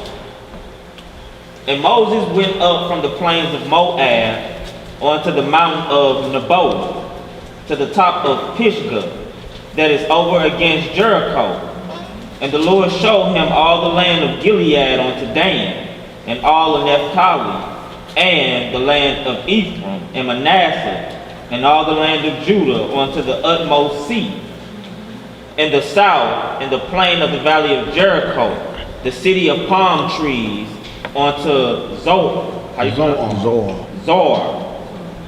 And the Lord said unto him, This is the land which I swear unto Abraham, unto Isaac, and unto Jacob, saying, I will give it unto thy seed. I have caused thee to see it with thine eyes, but thou shalt not go over thither. So Moses, the servant of the Lord, died there in the land of Moab, according to the word of the Lord. And he buried him in the valley in the land of Moab, over against Beth Peor. But no man knoweth of his sepulchre unto this day. And Moses was 120 years old when he died. His eyes was not dim, nor his natural force abated. Now, Deuteronomy 32. Now, even Moses couldn't go over Jordan. Why? Huh? Disobedient. He didn't do what he was supposed to do. So, we give you water.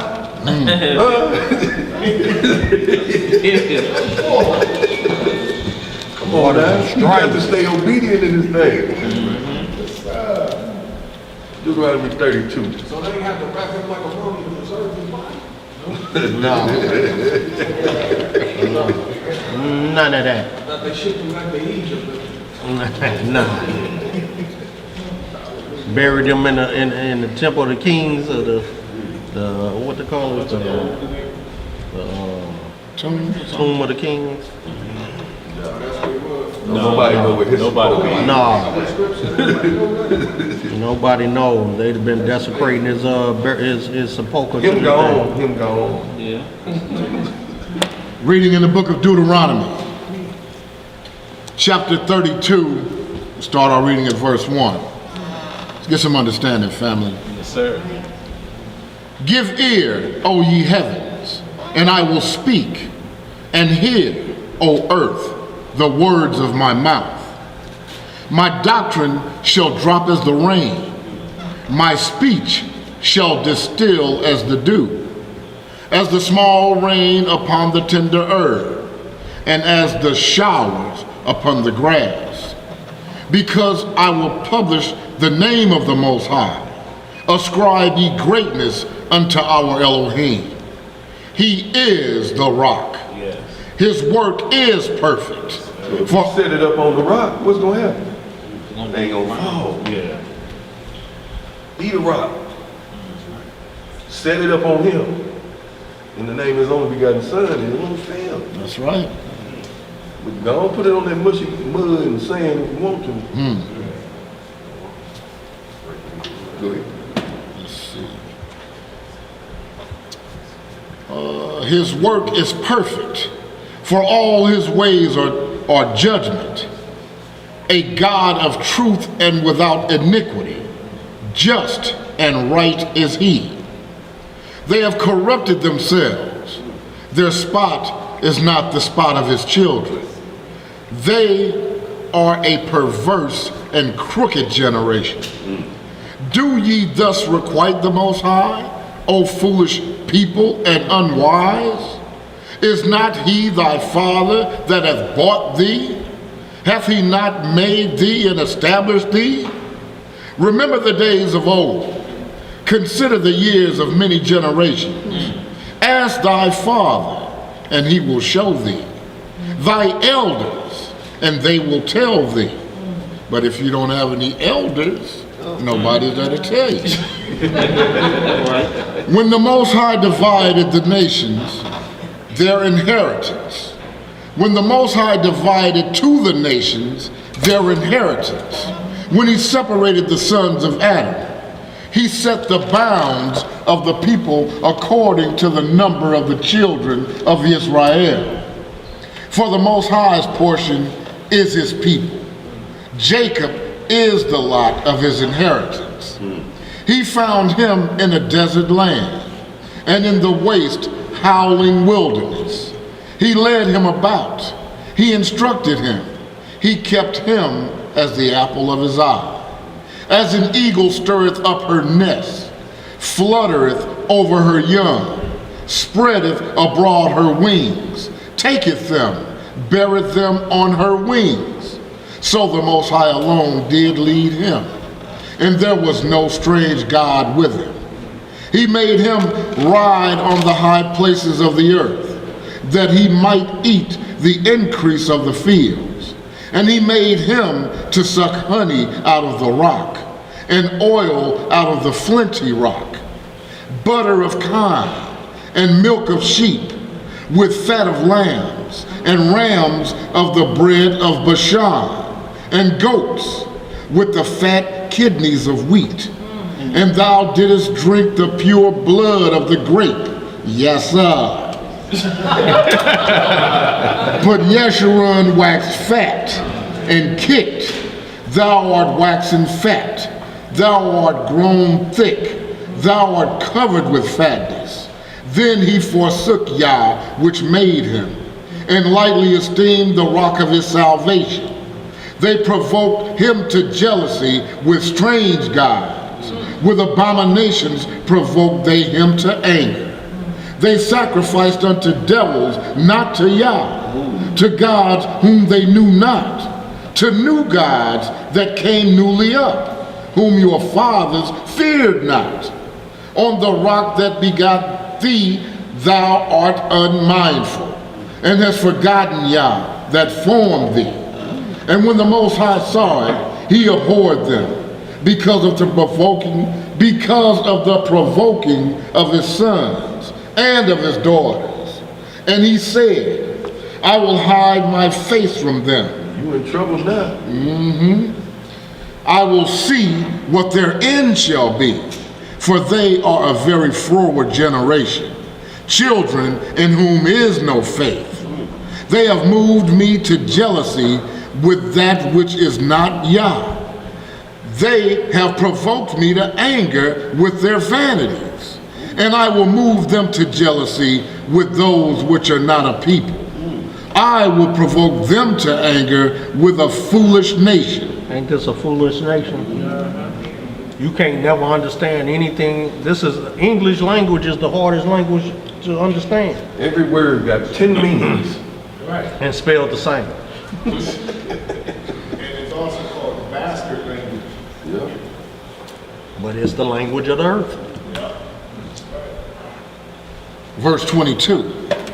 For a fire is kindled in mine anger, and shall burn unto the lowest hell, and shall consume the earth with her increase, and set on fire the foundations of the mountains. I will heap mischiefs upon them. I will spin mine arrows upon them.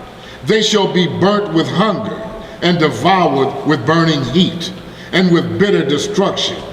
I will also send the teeth of beasts upon them, with the poison of serpents of the dust. That's what you get for not doing what the Most High want. I just want to get it right. Verse 25. The sword without and terror within shall destroy both the young man and the virgin, the suckling also with the man of gray hair. So violence and cursing and corruption has no respect of person. In this land, everybody can get it. You see babies being murdered. Verse 26. I said, I would scatter them into corners. I would make the remembrance of them to cease from among men. Were it not that I feared the wrath of the enemy, lest their adversaries should behave themselves strangely, and lest they should say, our hand is high, and the Most High have not done all this. For they are a nation void of counsel, neither is there any understanding in them. Oh, that they were wise, that they understood this, that they would consider their latter end. How should one chase 1,000, and two put 10,000 to flight, except their rock had sold them, and the Most High had shut them up? So that's how you see 2 cops could put to flight a whole neighborhood of Negroes. Jehovah's Witnesses. Jehovah's Witnesses and make the whole neighborhood shut up their doors, windows, lock everything, and tell everybody, get out of that window. Don't you go near that window. You gotta wait to go to the store till they leave. Right. Be gangsters on the block. Boy, Dave Debo was coming down there. Got guns out there, let's put it out. Verse 31. For their rock is not our rock, even our enemies themselves being judges. For their vine is of the vine of Sodom and of the fields of Gomorrah. Their grapes are grapes of gall. Their clusters are bitter. Their wine is the poison of dragons and the cruel venom of asps. Look at the way this government rules. All these things apply to it. But we have to deal with this because of our own disobedience. This is what he's brought against us because of what we continuously do to the Most High. Every day in his face. Most of Israel go worship a pagan god every Sunday. Celebrate and even buy merchandise into their pagan feast days. And then we'll blame it on the children. Oh, it's for the babies. Well, where did they learn it from? But we do this continuously. Continuously. We worship all manner of things, except for the creator of all things. What you got, Theo? When you tell a few verses up and saying that the Most High allowed us to happen to us, he has to come and deliver us for his name's sake, because we have his name. And so that's why our punishment is so bad, because we the people with his name, and we're supposed to be a light to the other people. So Right. if they see us get away with being wicked, then we can't be a light to them. Most High. Well, it's just like if your cousins come over and mess up in your house, who gonna get the worst of the worst? Your children, because they should have showed your cousins how to behave under your roof, under your authority. We're supposed to be the lawgivers and we the lawless. He says his name is blasphemed to the Gentiles through us If you look at it, because of our disobedience. even though we're at the bottom everywhere we are, everybody want to be like us. We have a gift of influence. No matter where in the world, everybody do what we do. They also do. We're the greatest of the great and the worst of the worst. Head and shoulders above all nations in everything. Yep, so they got people that are over in Europe sagging and rapping and, Yeah. you know. They look to us to identify what's cool. So and even what's- if they what's disdain for us, they in. still watching and following. Yeah, because they know who we are. We don't know who we are. Right. That's why the Messiah said we the light of the world. We the salt of the world too. You know what I'm saying? But if it's lost its flavor, then what good Exactly. is So it? everything- But to What be good is thrown that out. light if it's dead? Right. Every spiritual movement that's ever happened in this country has been started by us. They came to our assemblies and our churches and watched us, and they emulated it. You know what I'm saying? If you ever seen, that's the funny thing I ever seen is seeing a church of white people acting like us. That's right. You know what I'm saying? They be getting like, what? But in the same breath, we want to be like them. So we will take their wickedness and double it 100 times. So now, when I was coming up, Liberace was the big funny bunny on TV. Oh my goodness.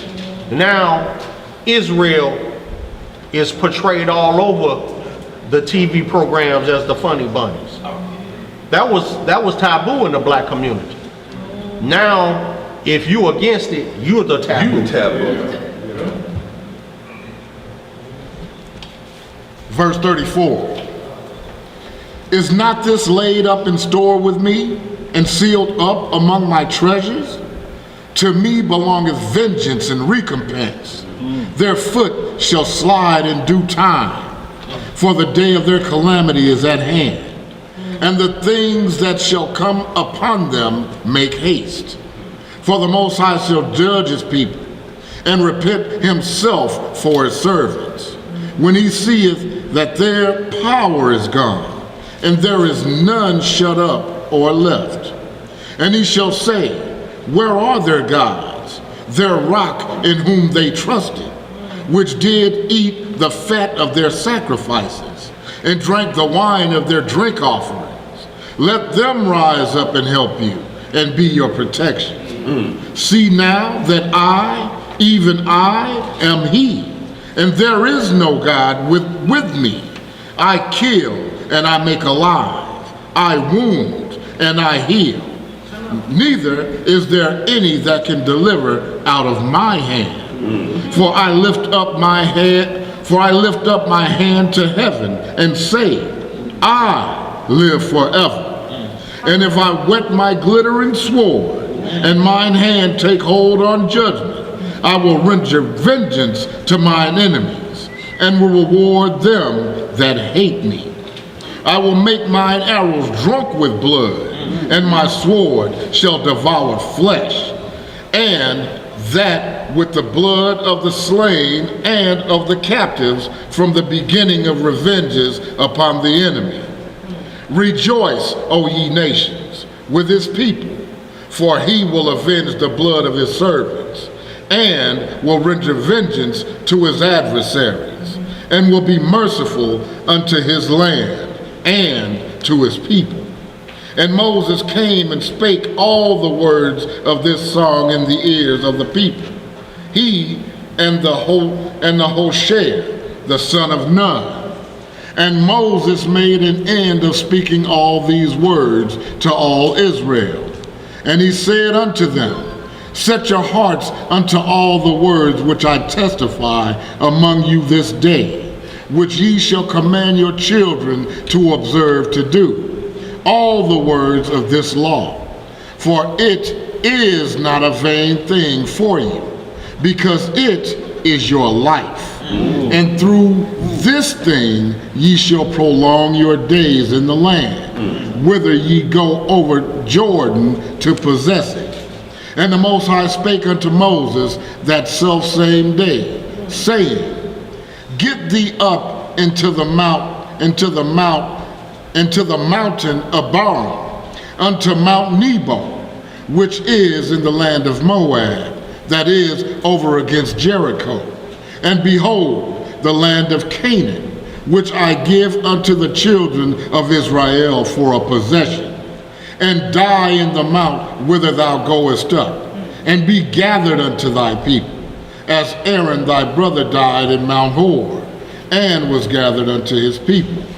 Because ye trespassed against me among the children of Israel at the waters of Meribah Kadesh, in the wilderness of Zin, because ye sanctified me not in the middle of the children of Israel. Yet thou shalt see the land before thee, but thou shalt not go thither unto the land which I give the children of Israel. We rebelled against the demands in the land of sin. We're going to go to Matthew 10, 1 through 23. Now we're going to start seeing how we should be acting. We done went through the curses. We done set the foundation, even though it's almost 4 o'clock. Now we're going to see how we should be acting, how we should be conducting ourselves with these curses that are among us. They're going to be there. Ain't no hiding place. We going to see it. You know, ain't gonna talk no more. Let's go. Matthew 10, 1 through 23. Reading in the book of Matthew, chapter 10, we're going to start our reading in verse 1. Here are a couple of pages. All right, let's get it. And when he had called unto him his 12 disciples, he gave them power against unclean spirits, to cast them out, and to heal all manner of sickness and all manner of disease. Now the names of the 12 apostles are these: the first, Simon, who is called Peter, and Andrew his brother, James, the son of Zebedee, and John his brother, Philip, and Bartholomew, Thomas, and Matthew, the publican, James, the son of Alphaeus, and Lebbaeus, whose surname was Thaddeus, Simon the Canaanite, and Judas Iscariot, who also betrayed him. These 12 Yeshua sent forth, and commanded them, saying, go not into the way of the Gentiles, and into any city of the Samaritans enter ye not, but go rather to the lost sheep of the house of Israel. To who? To the house of Israel. Oh, okay, so we supposed to be shining light for the lost sheep of the house of Israel. So if I'm out in the middle of nowhere, how many lost sheep out there? Is there more out there than it is in this city? So I'm doing more good here than out there. Okay, I'm just making sure we're on the same page. Unless you just running. Verse 7. And as you go, preach, saying, the kingdom is heaven, the kingdom of heaven is at hand. Heal the sick, cleanse the lepers, raise the dead, cast out devils. Freely ye have received, freely give. Provide neither gold, nor silver, nor brass in your purses, nor scrip for your journey, neither 2 coats, neither shoes, nor yet staves, for the workman is worthy of his meat. So he telling you, you ain't even got to bring nothing. I got you. Just come on. Right. Verse 11. And into whatsoever city or town ye shall enter, inquire who in it is worthy, and there abide till ye go thence. And when ye come into an house, salute it. And if the house be worthy, let your peace come upon it. But if it be not worthy, let your peace return to you. And whosoever shall not receive you, nor hear your words, when ye depart out of that house or city, shake off the dust of your feet. Verily, I say unto you, it shall be more tolerable for the land of Sodom and Gomorrah in the day of judgment than for that city. So we ain't supposed to be force-feeding nobody nothing. That's right. Shake your feet off after you've told them twice. Keep it moving. Go to the next one. You can't spend too much time in one spot because it might not be for that person. That's right. In the scene for Sodom and Gomorrah. That's right. He said, what if I find 40 righteous men, Bob? What if I Yeah. find 35? Yeah, he even knew it wasn't that many. That's why he kept dropping that number. But this time, folks, I say, hey, I'm destroying. What you say, Clifford? I said, you read in that verse 6, but go rather to the lost sheep of the house of Israel. They see fields and shadows asking, so why did Paul go to the Gentiles? So why did they were keeping the Most High's commandments? That's right. So if you still keeping the Most High's commandments, you Israel at heart. All right. If you doing His will, because the stranger can still get salvation. Right. You just can't get the same salvation as us, but salvation is there for them. Can be a proselyte. But they can't get it if they ain't doing His will. And remember, right here, he was talking to the disciples. That's right. Those are the disciples. So, you know. All got the these? places- all the places where Paul went and all the disciples for the matter, the place where there were Israelites at. And so by extension, Gentiles was with them. You know what I'm saying? If we go to a place like on our job, like I start talking to our people, but there's always Gentile around. So they're gonna get caught up in the net. But, The Gentiles listen more than us. right, so I mean, it's sad, but they do. Right. So we doing our job, we're going to our people first. All the places where Paul's disciples went, we studied where they went, all the countries were places where we were at, you know what I'm saying? So we went to go get our people first and then the Gentiles, That's just like the scriptures say. Because if they came along, like Acts 10 chapter, the Messiah told Peter, okay, now, you know, you let the natural born Gentiles come in. We did our job. So if I go someplace and Israelites don't want to listen, I'll teach the Gentiles. They Take it to the Gentiles. That's Exactly. right. He didn't have a heard of it. You have letter? You got something, brother? Wasn't Paul instructed, was right to be for the uncircumcised? I ain't hear you. What did you say? I ain't hear you. I said, wasn't Paul instructed to talk to the uncircumcised? Yeah, he turned to the Gentiles in Acts chapter 9 because, because the Israelites didn't want to hear him. And so it's just like what you have today. Israelites that don't want to hear the truth about what we bring and what was the Most High has written, So they don't want to hear it from you, but as soon as you start talking to one that's uncircumcised, now he want to get mad. Why you talking to that white boy? See, you a sellout, nigga. Why you taking it to him? You didn't want it, bro. I brought it to you. I gave it to you first, bro. You flipped me off and was like, man, go on with that whack, whatever. So now I'm bringing some salvation to somebody else, and you mad at me over that too. Wow. But that's our people. That's our people. That's a strategy. Paul literally, Romans 11, literally tells you what he's doing. I go to the Gentiles so I can jealousy. That's right. And some Israelites. Right. And it works because they see, well, what you talking about? Right. Well, maybe, and so that's the same thing what the Most High did in Deuteronomy 32. There you go. Y'all done provoked me to jealousy. I'm gonna provoke you to jealousy. I'm gonna turn it back on you. See how much you like it. See if you like the same thing. So just like what we have today is a whole bunch of this churn of parental access to children. So just like us, we snatch away from the Most High and call another God our God, Daddy. It's just like your child snatching away from your hand and run across the street and grab hold to another man and start calling him Daddy. Man, you'll look across like, wait, what the hell is going on? Boy, I kid. So what makes you think the Most High don't feel the same way? I gave you life. I cleansed you. Nobody gave a damn about you. And here I gave you everything you ever wanted and then some, and this is what you do? This is how, not only are you going to do it, but you teach your children to do it. And they have become even worse. We have all done the heathen. He said the heathen don't even do as much as we have done. We have all done the heathen in our wickedness. Jesus monkey in there about 10 times. This homosexuality stuff has gone crazy in Israel.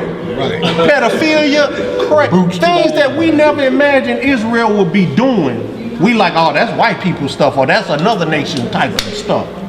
Man, you turn on the news and you see unsolved crimes and things of that nature, and be like, I know that serial killer, and it's an Israelite. You be like, whoa, what the hell? Like there's Israelites that's serial killers that are eating people. It's out there. But see, this is not commonplace in our community. But it's out there, and you see it, and you're like, whoa. We take it to a whole nother level. Like the cat up in Detroit who had all the women, he was a serial killer, had bodies in his house, in the closet, under the floorboard, man, everywhere. And he lived next behind a packing house, so everybody thought the stench was coming from the packing house. Packing house like, that ain't us. We done cleaned it. Man, we done mass cleaned it 1,000 times. It ain't us. It's the house right behind the packing house. This dude got bodies all over the crib. Backyard, in the closet, stacked on top of each other, and it's an Israelite. Shalom, being Israelite. So, this want to read this Matthew 18, kind of answer. Please do, brother. In case he feels. Oh, and yeah, man, because we didn't ask if there was any questions, man. If y'all got any questions, please present them. That was the only one I seen so far, and all the year raised one earlier. But Matthew 18 and 19 says, go ye therefore and teach all nations. Some nations. All nations. Baptizing them in the name of the Father and of the Son and of the Holy Ghost. And Mark 16 and 15 says, and he said unto them, go ye into all the world and preach the gospel to every creature. So nobody's excluded. When he said Every creature. when he was resurrected, right? And that's Christ. Right after he was resurrected, he told them that. Yeah, and so, see, his job, he did everything in order. Right. His job was to come to get his household in order. Just like we in teaching, a man can't teach the word of the Most High if his own household is not in order. So likewise, Christ had to come in and get his household in order before the Gentiles were given that salvation. Things has to be done decently and in order. He's not the author of confusion. He gave the word to Israel, so he had to come and get Israel together before Israel could turn around and be a light unto the Gentiles. Right. So there's a natural order to everything, and he never strayed out of that to the right or the left. And we have to be same likewise. in everything we do, not partial in anything we do in our lives, our daily lives. It's the same in loving our wives like Christ loved the church and gave himself for it. But you got brothers out here dog walking our sisters. Why? Because of being personally scorned. And so now they placing a jacket on all our sisters. Well, what about the slothful men that don't want to work? Yeah, there's a whole lot of them. That don't want to put their hands to the plow, but want to reap benefits. What about that? But we don't talk about that, right? That's a wrong thing to do to point out the wrongs in your brethren. The brethren. Man, the brethren are why we here. I look at it, that is offensive. If I gotta take care of your wife and your children like they widow and fatherless and you here, that's offensive to me.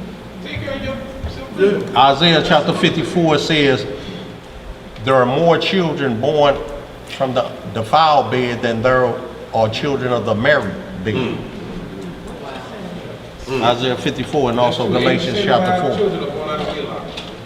So you have a whole, you have generation upon generations that are running amok with no guidance and no order because there was none established. The only way one could be established is in understanding and belief. 2 Chronicles 20 and 20.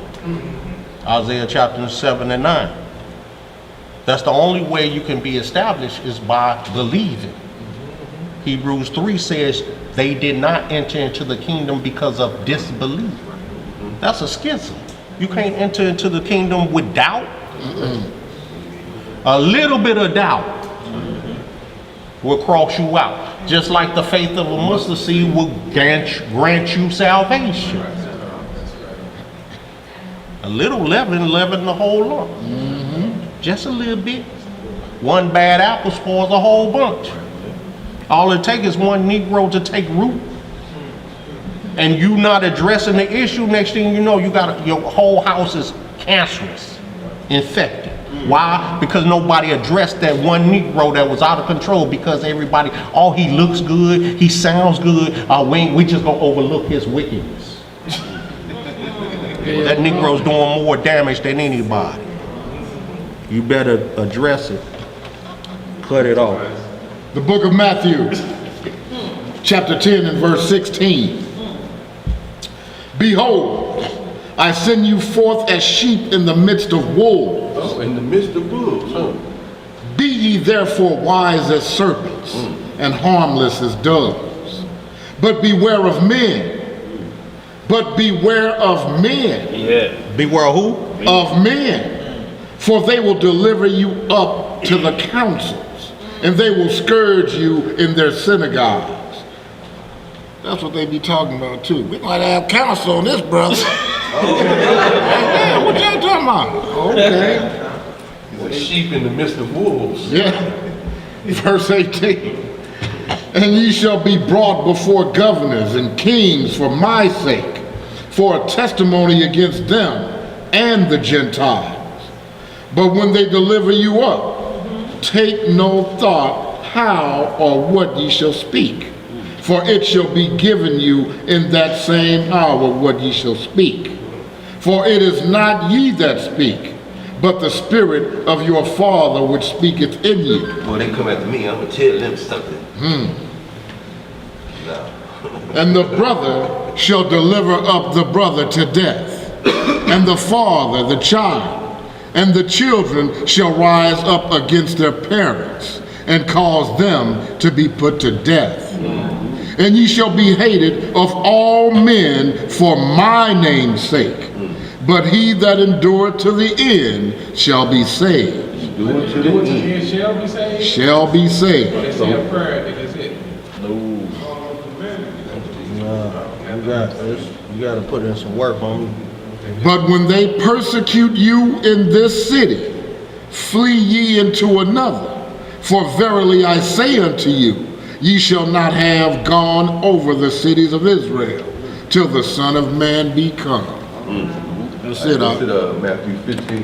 That's just saying faith without works is dead. That's right. Yep. You gotta put the work in. Yeah, you gotta put the work in. Hey, is the sinner's prayer actually in the Bible? I never think. The who? The sinner's prayer that they always say. Sinner's prayer. Yeah. Y'all ain't never heard of that? It must not be in there, 'cause I ain't never heard that. I mean, the prayer of Manasseh in the Apocrypha is a sinner's prayer. Tell me when they tell me I give my life to Christ, you know. Who say that? Is this a church thing? It's a church thing. Bruh. Hey, we don't drink from that cup. Yeah, like there are people that they say that stuff like it's actually in scripture. Being funny. I know you've been I know, funny, 'cause but I see, say you been but you know what? They recite the church covenant too as if it's in the scriptures. And you'll never find it. What'd you say, Mom? So, someone was telling me there is a prayer that Judah prayed for repentance. Is that in the Bible?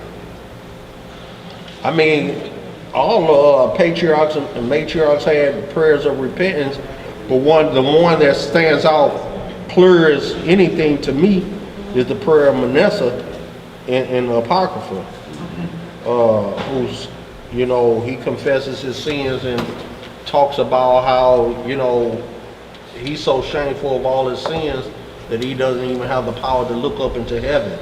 I mean, he afflicted his soul and he humbled himself all the way to his lowest compound. You know, but there's prayers of repentance of all our patriarchs and matriarchs. I mean, the list goes on. I mean, throughout the whole scriptures, you know, you'll find prayers of repentance. A lot of them are set up in like what we have as the Psalms of David and things of that nature. A lot of them are just written into the writings of a book. Because in Deuteronomy 32 is a psalm. Yes, that's a song. But likewise, like I say, you know, many of the prophets and patriarchs and matriarchs wrote prayers that were songs or that were written into their books that weren't set aside like you have the books of Psalms and things of that nature. Remember an apocryphal Judah chapter 16. Judah 16? Judah chapter 16. Judith, Judah. yeah, your sister. And also Manasseh. Manasseh should be after the three sacred children, I think. We got those other books like Jacob's, There's pseudepigrapha, you know, there's a lot of other books. Jacob is got a prayer on his books. Yeah, there's a lot. I mean, you'll see in Book of Jasher, there's prayers of repentance, but repentance of Reuben, you know. I mean, the list goes on, you know. Where we at, y'all? Matthew 15, Matthew 15, 22 through 18. 22 through 28. Yeah, I'm right. 22 through 18, I'm going back.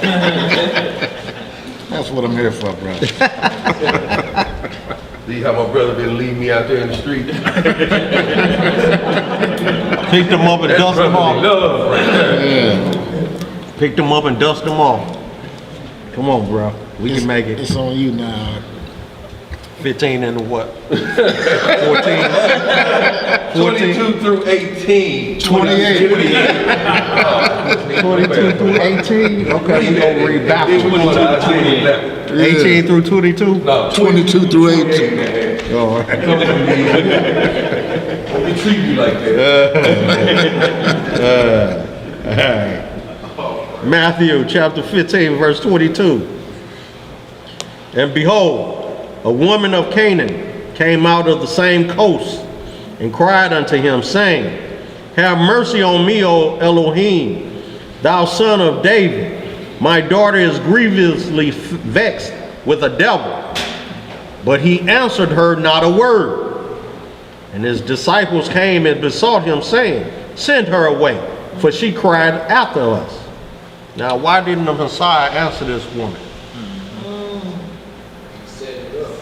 We got, but Jesus loved everybody.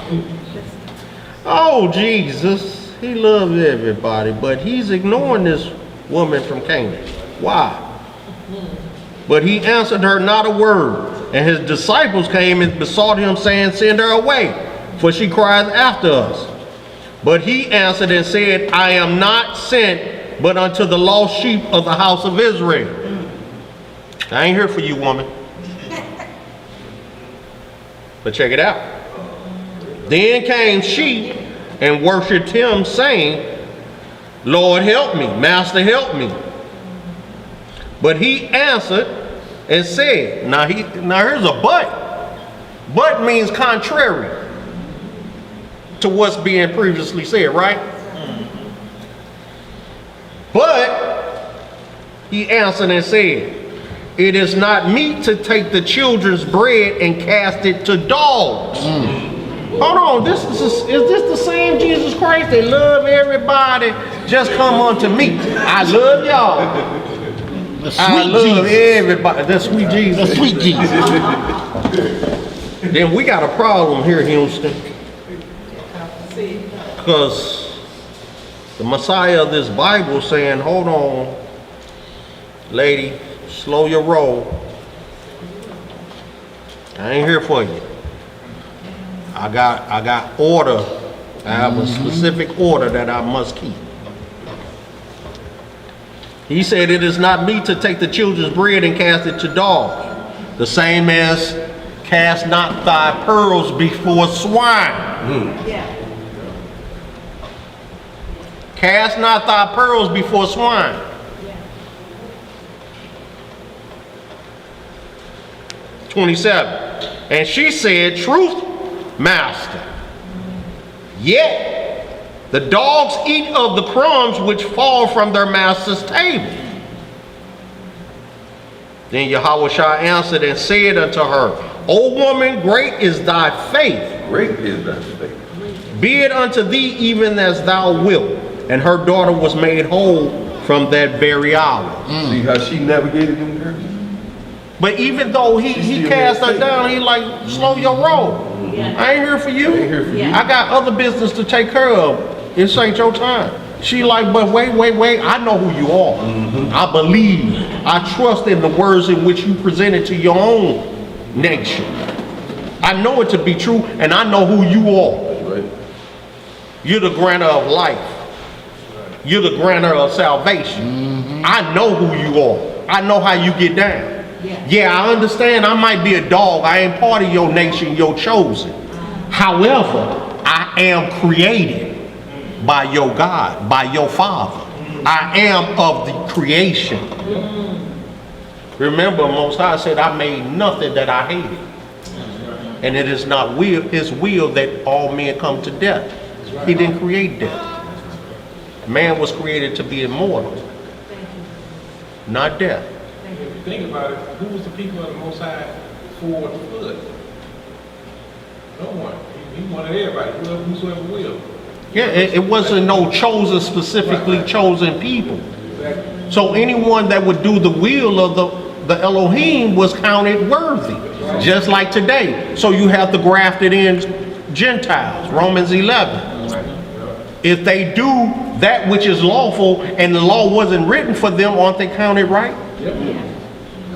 If a man just know, man, I ain't supposed to rob you, I ain't supposed to try to kill, I ain't supposed to be looking at your wife. Right. And he's not reading this from the commandments, he just know from the integrity of just being a man. I ain't supposed to do these kind of things.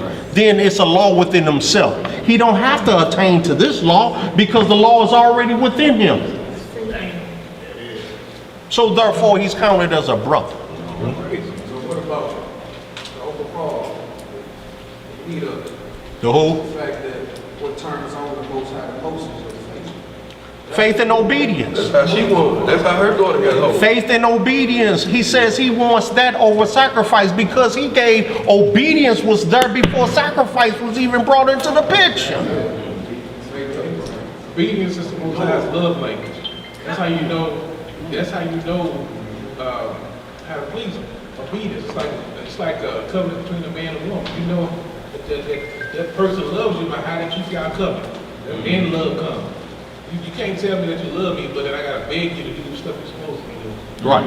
It don't work. It's like you say you love your husband, but I gotta beg you. If you keep the covenant consistently and enthusiastically, then I know you love me. Because you're keeping the covenant that we have together. Don't you love that child that obeys everything you say There you go. without question? And that hard-headed child of yours, you be like, boy, this one gonna be the death of me, boy. Shit. And that rebellious one, like, you always act like you love that one better than me. Well, that one's obedient, nigga. You get it together, I love you the same way, but you giving me gray hair. Matter of fact, I ain't got no hair because of you.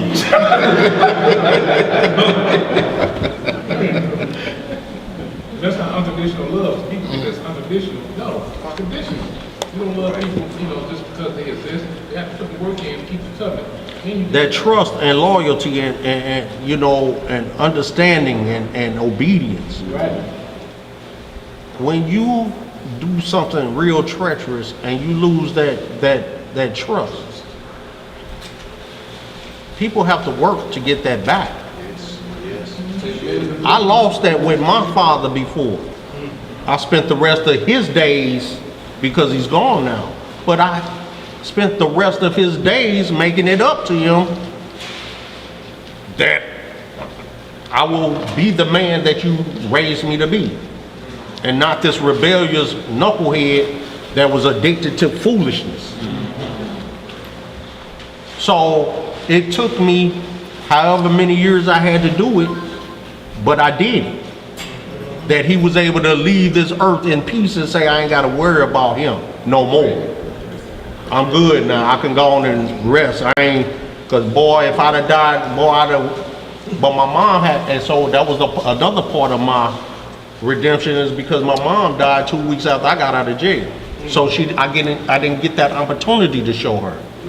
But I used all the time that I had left of my father's life to make it up, to make things right. All right, Isaiah 11, y'all. Isaiah chapter 11.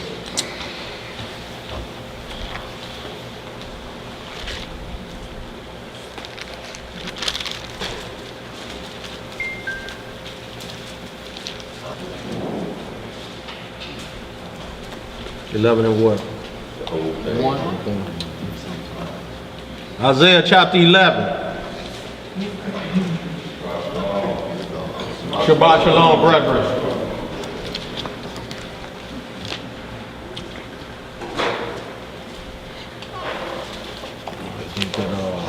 Isaiah 5 too, bro. Yeah, I got that down. Isaiah chapter 11 and 1. And there shall come forth a rod out of the stem of Jesse, and a branch shall grow out of his roots. And the spirit of the Elohim shall rest upon him, the spirit of wisdom and understanding, the spirit of counsel and might, the spirit of knowledge and of the fear of the Elohim, and shall make him quick understanding in the fear of the Elohim, and he shall not judge after the sight of his eyes, neither reprove after the hearing of his ears, but with righteousness shall he judge the poor, and reprove with equity the meek of the earth. And he shall smite the earth with the rod of his mouth, and with the breath of his lips shall he slay the wicked. And righteousness shall be the girdle of his loins, and faithfulness the girdle of his reins. The wolf also shall dwell with the lamb, and the leopard shall lie down with the kid, and the calf and the young lion and the fatling together, and the little child shall lead them. And the cow and the bear shall feed, their young ones shall lie down together, and the lion shall eat straw like the ox. The sucking child shall play on the hole of the asp, and the weaned child shall put forth his hand on the cockatrice den. They shall not hurt nor destroy in all my holy mountain, for the earth shall be full of knowledge of the Most High, as the waters cover the sea. Excuse me. And in that day there shall be a root of Jesse, which shall stand for the ensign of the people. To it shall the Gentiles seek, and his rest shall be glorious. And it shall come to pass in that day that the Elohim shall set his hand again the second time to recover the remnant of his people, which shall be left from Assyria, and from Egypt, and from Pathros, and from Cush, and from Elam, and from Shinar, and from Hamath, and from the islands of the sea.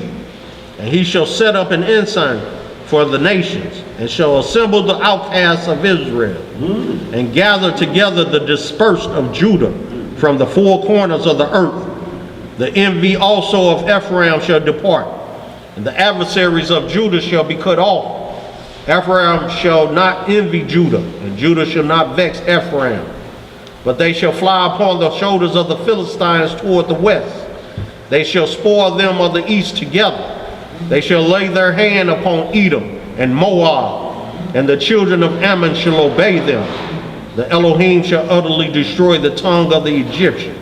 See, and with his mighty wind shall he shake his hand over the river, and shall smite it in 7 streams, and make men go over dry shod. There shall be an highway for the remnant of his people, which shall be left from Assyria, like as it was to Israel in the day that he came up out of the land of Egypt. All right, Isaiah 54, y'all. So you said that's the Most High. You said his arm ain't short. Yeah, he's doing it all. Yeah. He don't need you to do He nothing. said you need to do nothing. Sit still. Peace be still. He can get rid of you and turn a rock into righteousness. Isaiah 54, whole chapter.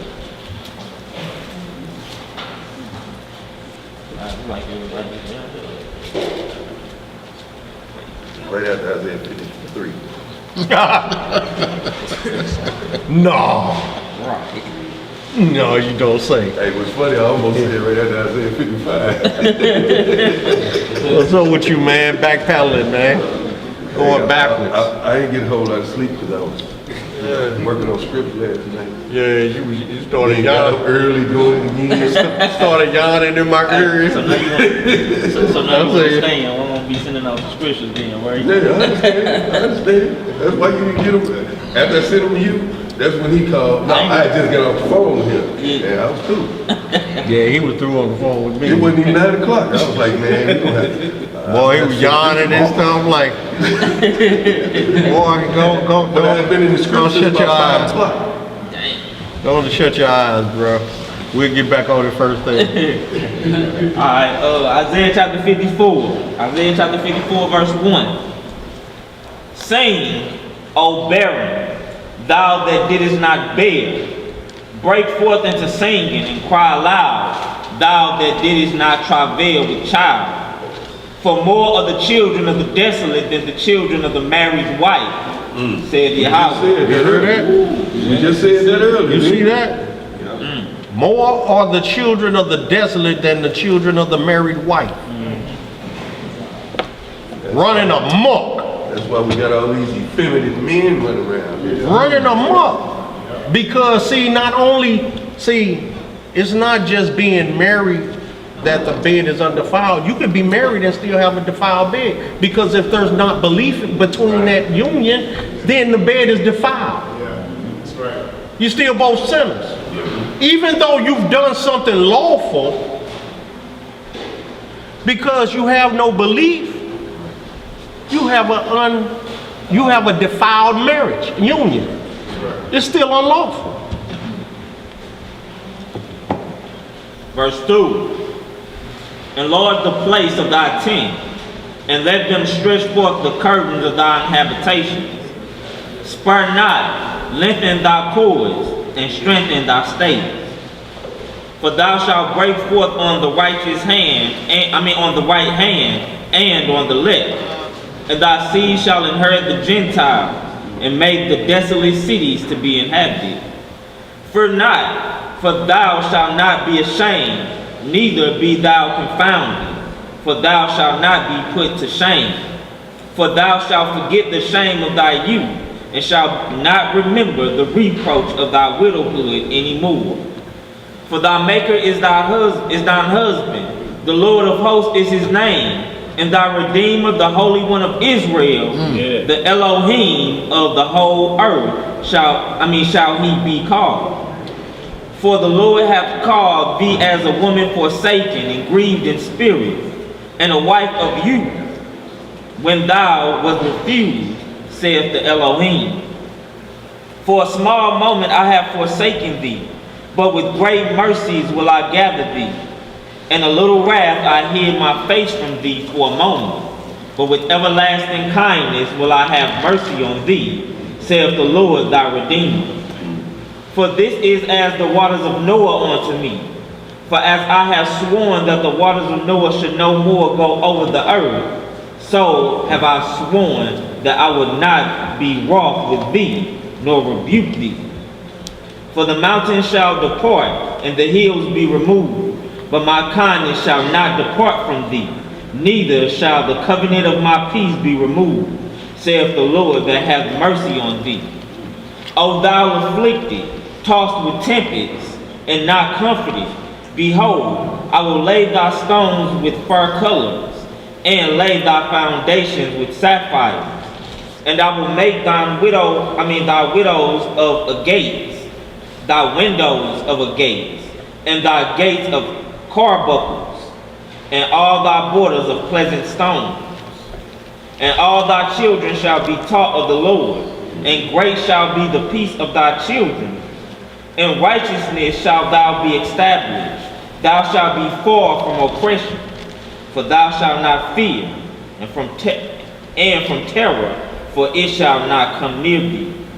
Behold, they shall surely gather together, but not by me. Whosoever shall gather together against thee shall fall for thy sake. Behold, I have created the smith that bloweth the coals in the fire, and that bringeth forth an instrument for his work. And I have created the waster to destroy. No weapon that is formed against thee shall prosper. Say that again. No weapon that is formed against thee shall prosper. And every tongue that shall rise against thee in judgment, thou shalt condemn. Now, there's no weapons formed against thee shall prosper. You know, you hear a lot of church folks saying that. If you ain't doing the Most High commands, that don't apply to you. Right?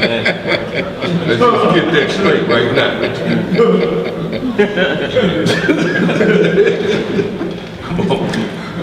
It says, this is the heritage of thy servant, of the servants of the Lord, and their righteousness is of me, saith the Lord.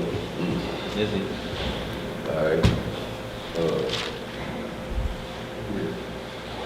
What was that? I didn't read. What was you just reading? Isaiah 54. Jeremiah 4. All right, Jeremiah 4. I can't remember where we was at. I'm in Jeremiah looking for where he reading at. Where he is? I know I just read it this morning, but it's... Slow down, Tito. We doing Jeremiah chapter 4, whole thing. The whole thing, okay. Man, we gonna need to get some more sleep, man. All right, Jeremiah Trying to hit the studio tonight. He just told me he's dropping the load off and picking one up, and I'm calling you. All right, we'll get it in. All right, Jeremiah chapter 4. Jeremiah chapter 4, verse 1. If thou wilt return, O Israel, saith the Lord, return unto me. And if thou wilt put away thine abominations out of my sight, then shalt thou not remove them. And thou shalt swear, the Lord liveth, in truth, in judgment, and in righteousness. And the nations shall bless themselves in him, and in him shall they glory. For thus saith the Lord to the men of Judah and Jerusalem, break up your fallow ground, and sow not among thorns. Circumcise yourselves to the Lord, and take away the foreskins of your heart, ye men of Judah and inhabitants of Jerusalem, lest my fury come forth like fire, and burn that none can quench it, because of your evil doing. Declare ye in Judah, and publish in Jerusalem, and say, blow ye the trumpet in the land, gather together, and say, assemble yourselves, and let us go into the defense cities. Set up the standard toward Zion, retire, stay not, for I will bring evil from the north, and a great destruction. The lion is come up from his thicket, and the destroyer of the Gentiles is on his way. He is gone forth from his place to make thy land desolate, and thy cities shall be laid waste without inhabitant. For this gird you with sackcloth, lament and howl, for the fierce anger of the Lord is not turned back from us.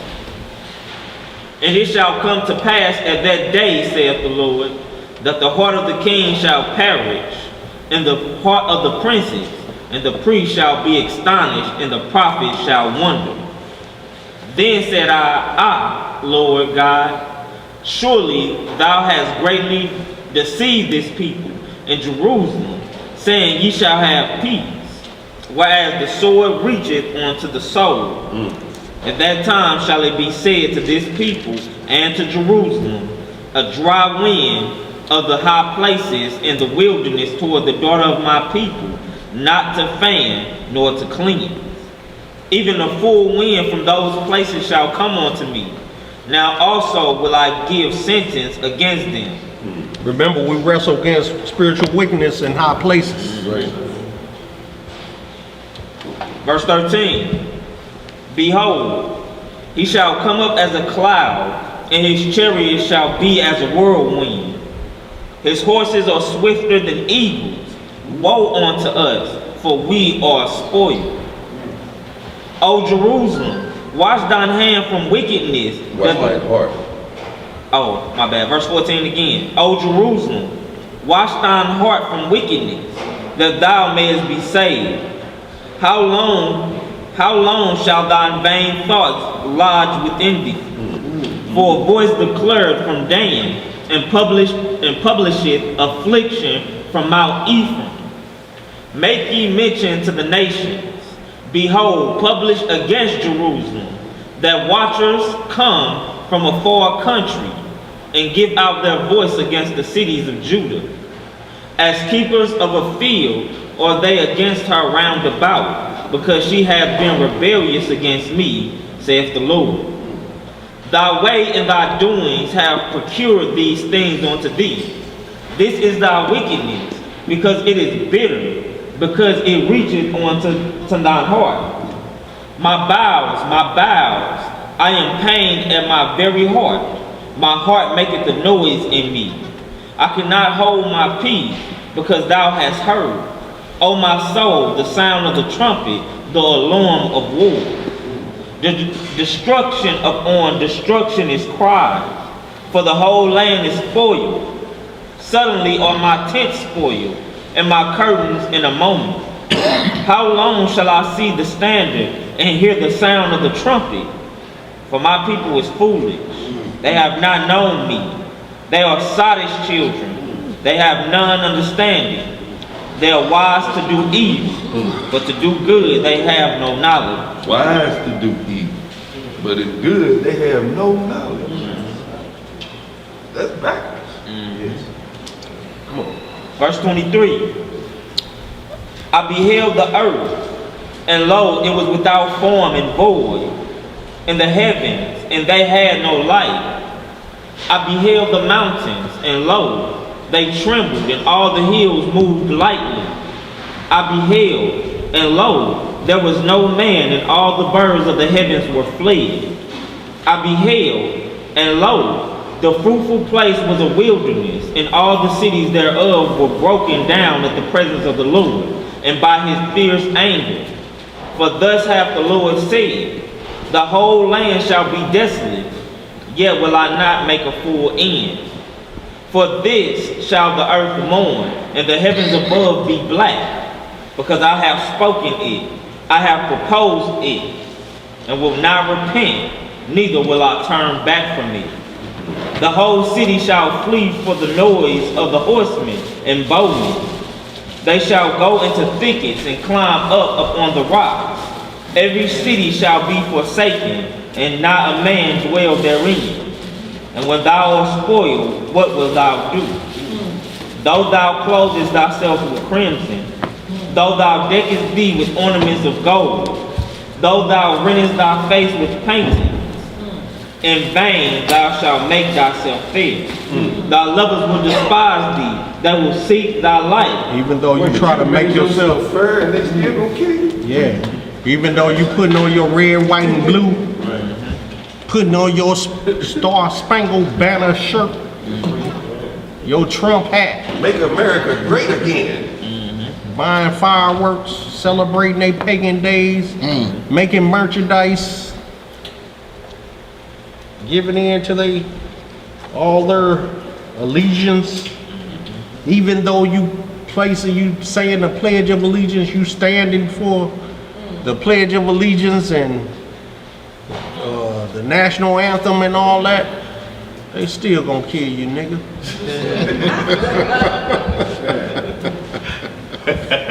See, Still nigga. They still got it out for you. After all you did. We're not good nigga, master. Y'all remember Rosewood? Negroes wanted to be Masons, but he's amazing. He's of the brotherhood. One brother trying to tell him, no, he ain't one of us. But this is what you get when you want to be in cahoots with them. You want to have equality with your enemy.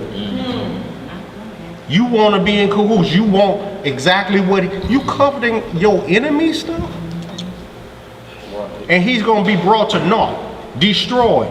And this what you think is great, that you want to be just like him. We wanted a king like the other nations, and we got one, didn't we? Crazier than the Bessie book. But a lot of us want a king now. Still want a king. Had a brother. That's why they follow man so much. Man, we had man AZ about a week ago. Old brother who was part of the Benami camp. 72 years old. He said he's still looking for a leader. 72 and looking for a leader? 72 years old. Told me and AZ he's still looking for a leader. To lead you where? We looked at each other and like, what? 72 years old. He said he's still looking for a leader. Man, I'm still looking for a leader. Give us a king. Give us a king. I said, bro, Hamashiach, man, you Christ, man. But he was a hardcore Benami follower. He let us know he was one of the ones that went to jail for all the foolishness. In close cahoots with Khalid Muhammad, all that. And how I come to know this dude is because his son is moving in across the street. And me and him almost fell out the first because he came over scoping the house at 11 o'clock at night.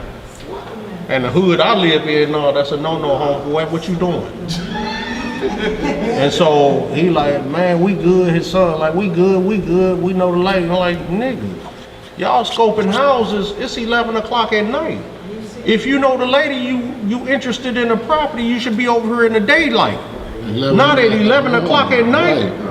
Not only did he do that, he parked further down the street, and then he come from the house and go straight to my van and start like trying to get it. I said, nigga, you done lost your rapping mind, nigga. Wait a minute, nigga. I said, bro, this ain't the hood for this madness, man. Man, I said, I'm sorry. So I get up. I'm walking towards him. His son like, bro, it's good, man. We good. I'm sorry. We apologize. I'm like, dude, you better get a handle on old boy's mouth. You in the wrong hood talking crazy, man, and you already in the wrong? Well, come to find out the next day, just how the Most High work. 2 or 3 days later, he come over his daylight. Me and AZ sitting on my porch. I look at AZ, I say, oh man, here come this nigga. He like, who is that? I said, man, this is the nigga I had an issue with the other night. Nigga come over here casing the joint. So me and this nigga was finna flex. The brother gets out, man. He comes immediately from his car straight to me.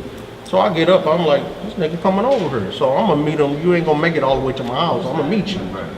So I get up, I walk down the steps. He come in, he said, brother, I just wanna apologize. I understand. And just reached out and gave me a big hug. He said, brother, I love you. Come to find out, brother, know he is real. So, you know, he's like, brother, I want to introduce you to my son. He's moving in across the street. I said, brother, we just look after each other because there's only a few of us neighbors.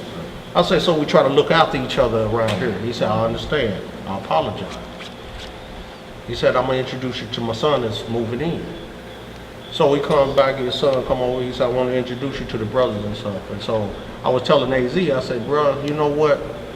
I need to work on my anger, man. I got anger issues, man. And sometimes I go from 0 to 105 like that. I said, I really need to work on it, brother. I really do, man. I said, man, I've been trying, but I still ain't got a handle on it, brother. And I understand this.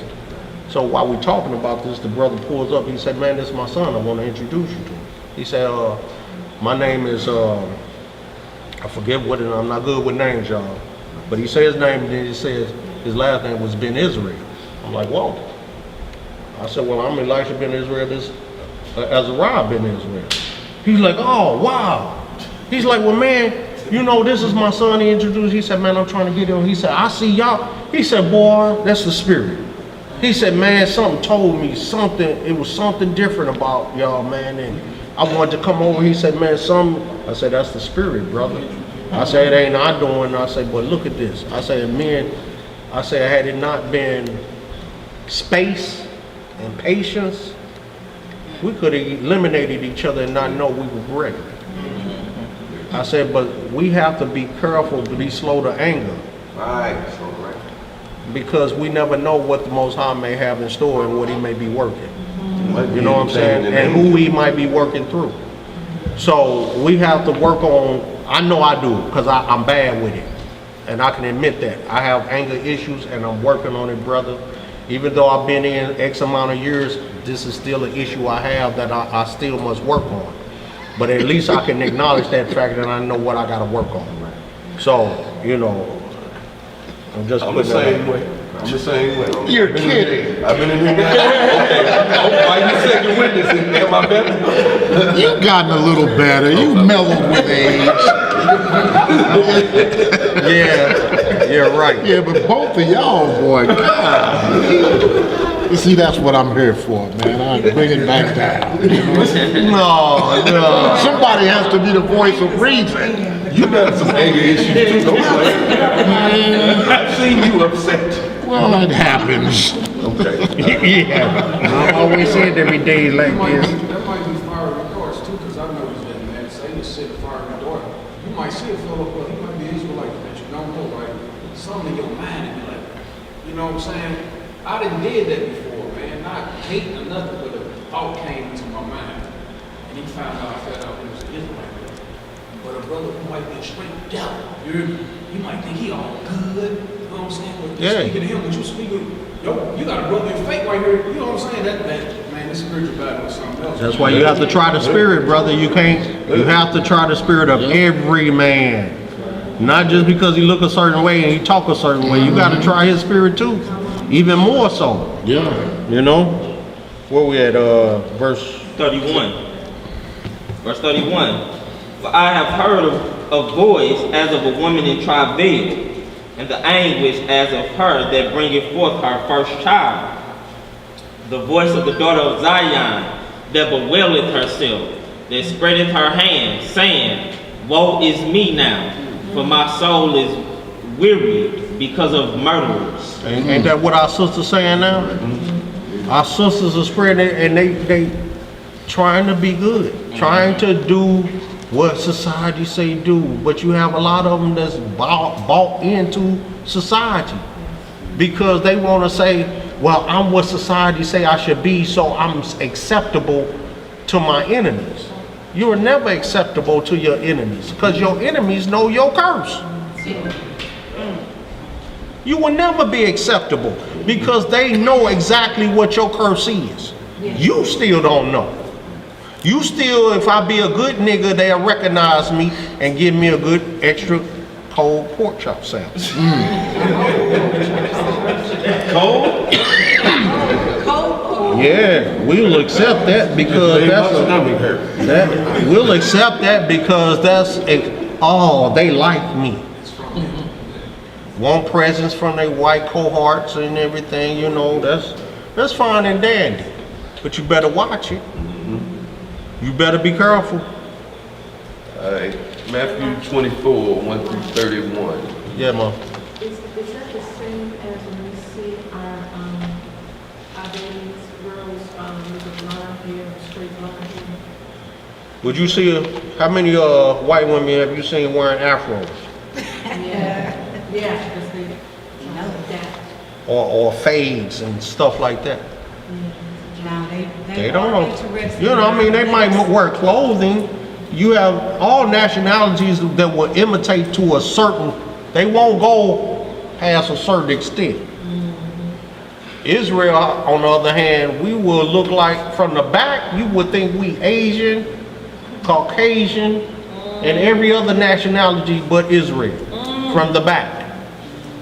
Until you turn around and be like, oh, boy, that bleach blonde hair, and you blacker than midnight. Yeah, they might have blue and green eyes. Oh, and have contacts in their eyes. Oh, man.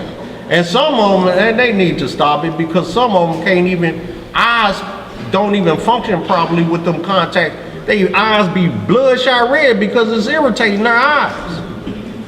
But they don't care. And you honestly think somebody think your eyes are blue like that? You really think you got somebody fooled? Nigga, I remember you in the 3rd grade. Blue. They going for the blue. All right, Matthew 24, 1 through 31. We're about halfway down the page now, yeah. Yeah, the class almost over. Homework. And it ain't me. It ain't me. All right, we'll be reading in the book of Matthew, chapter 24. We'll start our reading in verse 1. Let's get some understanding, y'all. And Yeshua went out and departed from the temple, and his disciples came to him for to show him the buildings of the temple. And Yeshua said unto them, see ye not all these things? Verily, I say unto you, there shall not be left here one stone upon another that shall not be thrown down. And as he sat upon the Mount of Olives, the disciples came unto him privately, saying, tell us, when shall these things be? And what shall be the sign of thy coming and of the end of the world? And Yeshua answered and said unto them, take heed that no man deceive you. For many shall come in my name, saying, I am a Mashiach, and shall deceive many. We've seen it. Yeah, and you still have people defending these false Christ as they are the real Messiah to this How long day. you been there now? About 3-4 years? And he's Man. going back? I thought it said 3 days. Wrong way been wrong way, and the bus driver, you know the guy. All of them. Yeah. Pick one. Verse 6. And ye shall hear of wars and rumors of wars. See that ye be not troubled, for all these things must come to pass, but the end is not yet.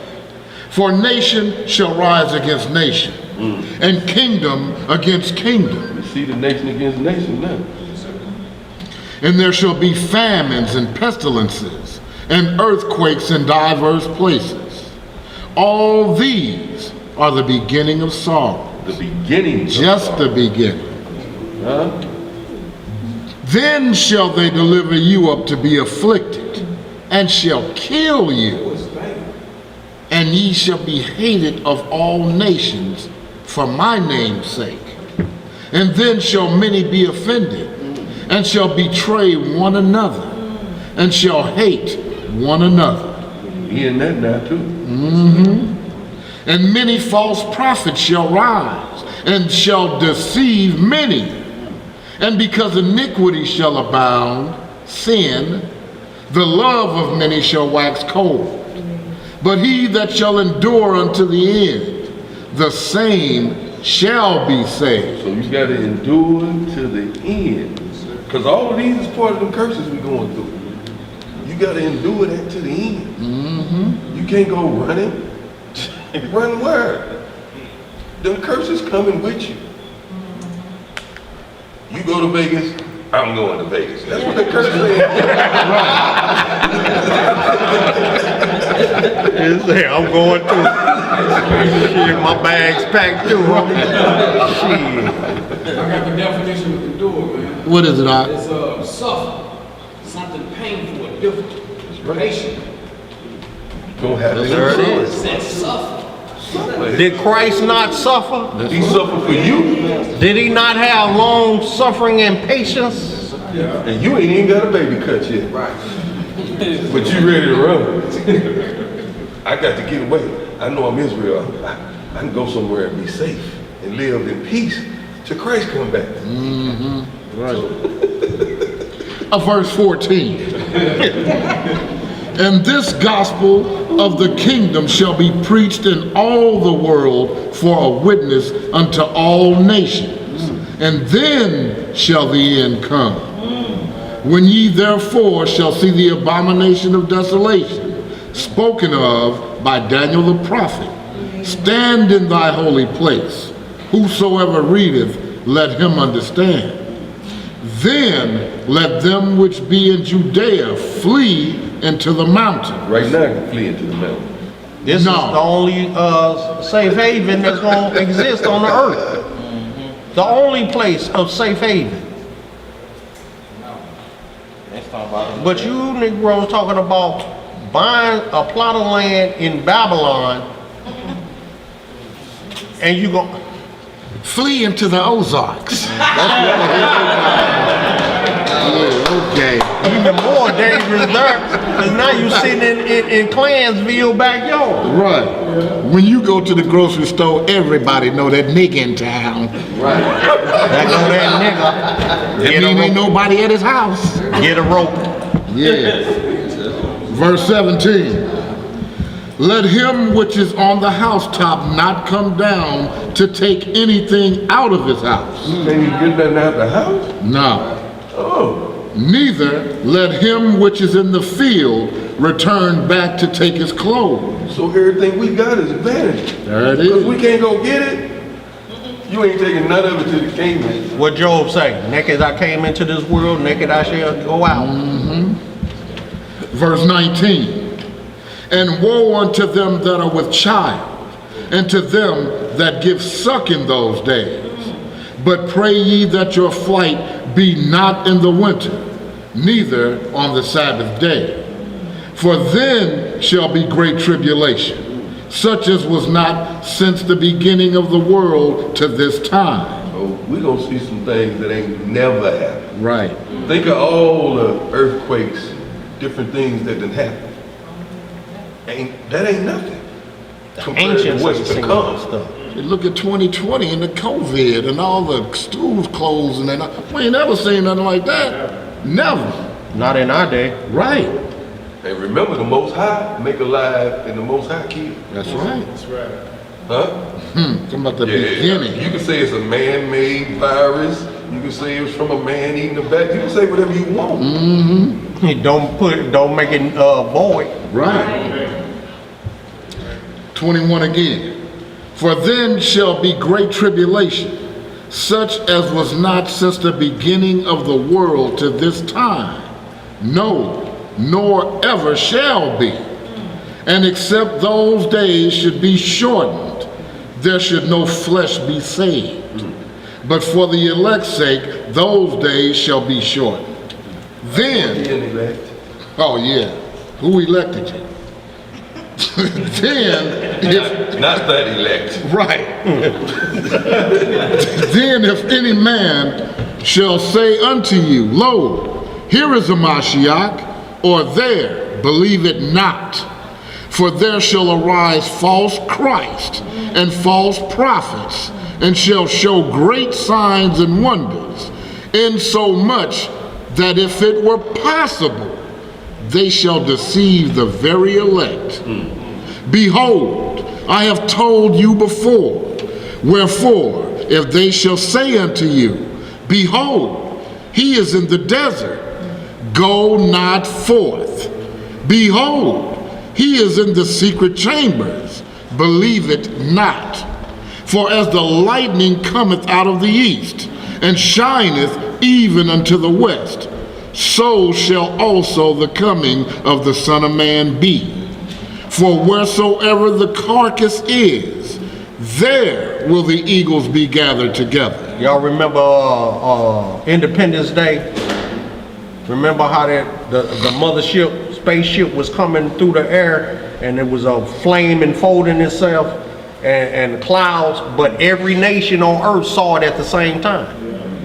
Every nation, they show all the nations, Ishmael, all the other nations running to and fro because they witnessing this great phenomenon coming across the sky. And every nation saw it in America and across seas. And they were all running, both great and small. Independence Day with Will Smith. So they kind of give you a little visuals. Hollywood gives you a little visuals as to what we read about. They have these same records and they read from them and they make movies about it. Because remember, they have to be judged too. So there are many, and you'll find that it's always Esau that's making these end of time movies. Right. Steven Spielberg, still in the It's the bird. same thing, he's still. Like the book of Eli, that brother had it, but it was Edomite that was searching the world for it. Yeah. Knew that it was the most powerful. Yeah, they know all these things. But we got to stop looking for entertainment and look for information. Read on, bro. Verse 29.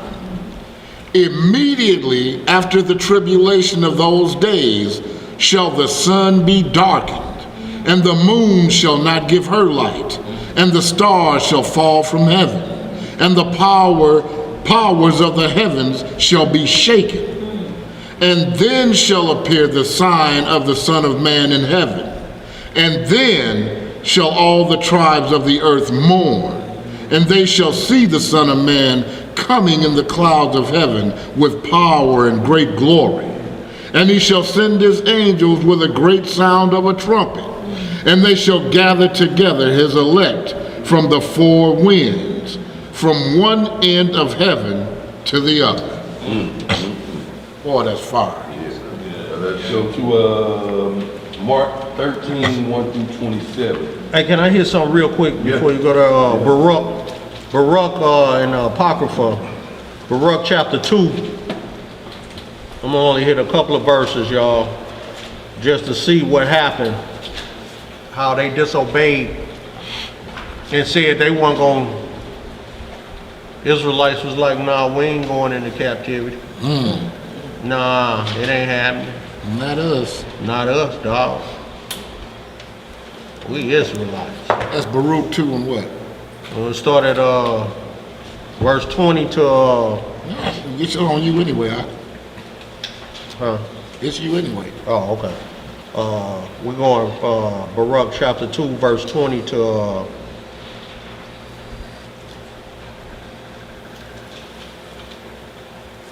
24. What it say? It says this. Baruch, you finished writing? Now you ready to hear? Baruch chapter 2, verse 20. For thou hast sent out thy wrath and indignation upon us, as thou hast spoken by thy servants the prophets, saying, Thus saith the Elohim, bow down your shoulders to serve the king of Babylon. So shall ye remain in the land that I gave unto your fathers. But if you will not hear the voice of the Elohim to serve the king of Babylon, I will cause to cease out of the cities of Judah and from without Jerusalem the voice of mirth and the voice of joy, the voice of the bridegroom and the voice of the bride, and the whole land shall be desolate of inhabitants. But we would not hearken unto thy voice to serve the king of Babylon. Therefore hast thou made good the words that thou spakest by the servants the prophets, namely, that the bones of our kings and the bones of our fathers should be taken out of their places. Then you can read on, but you'll see that the Most High made good on his promises, say, hey, because of your disobedience, I'm gonna bring you into captivity. You're gonna be slaves to another nation. And so like in like manner, you have Israelites to this day saying, we ain't gotta do what the Gentiles make us do, or we ain't subject to their laws, statutes, and commandments, because we are a sovereign people. We can use the straw man theory, and we're sovereign from this government because our names are in capital letters or whatever that bull crap they running.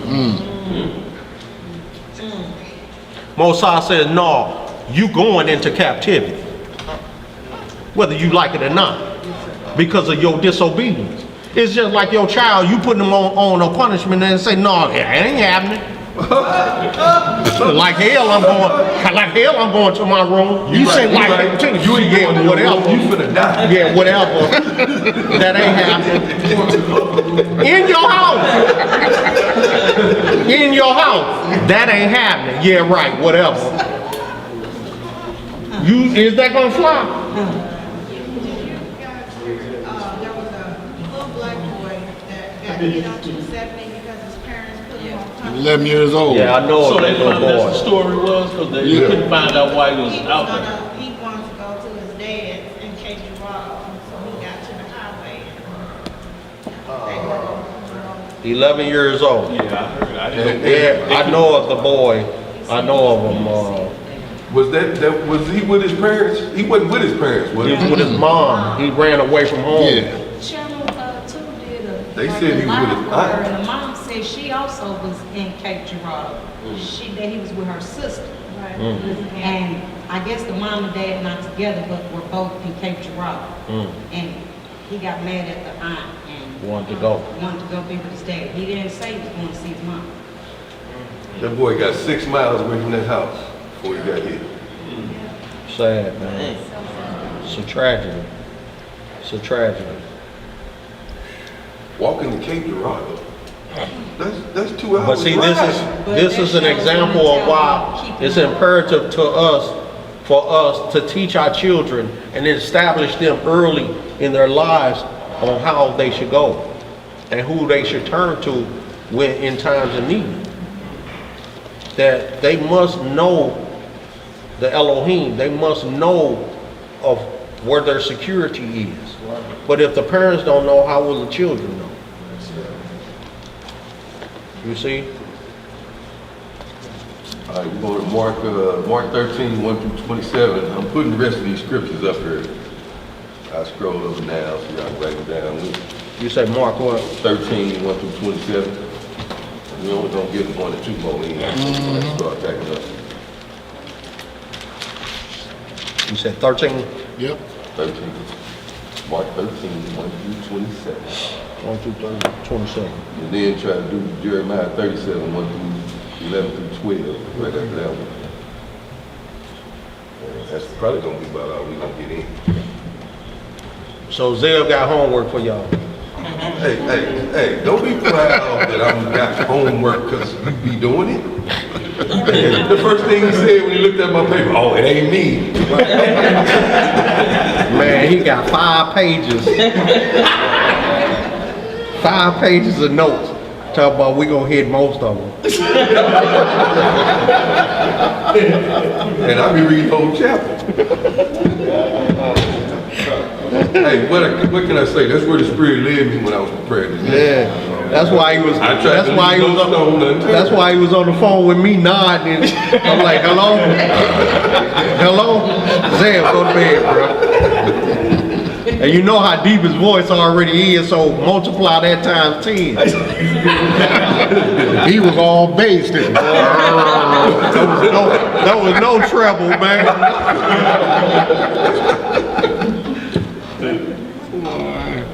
Mark 13 and 1. And as he went out of the temple, one of his disciples said unto him, Master, see what manner of stones and what buildings are here? And Yahushua answering said unto him, Seest thou these great buildings? There shall not be left one stone upon another that shall not be thrown down.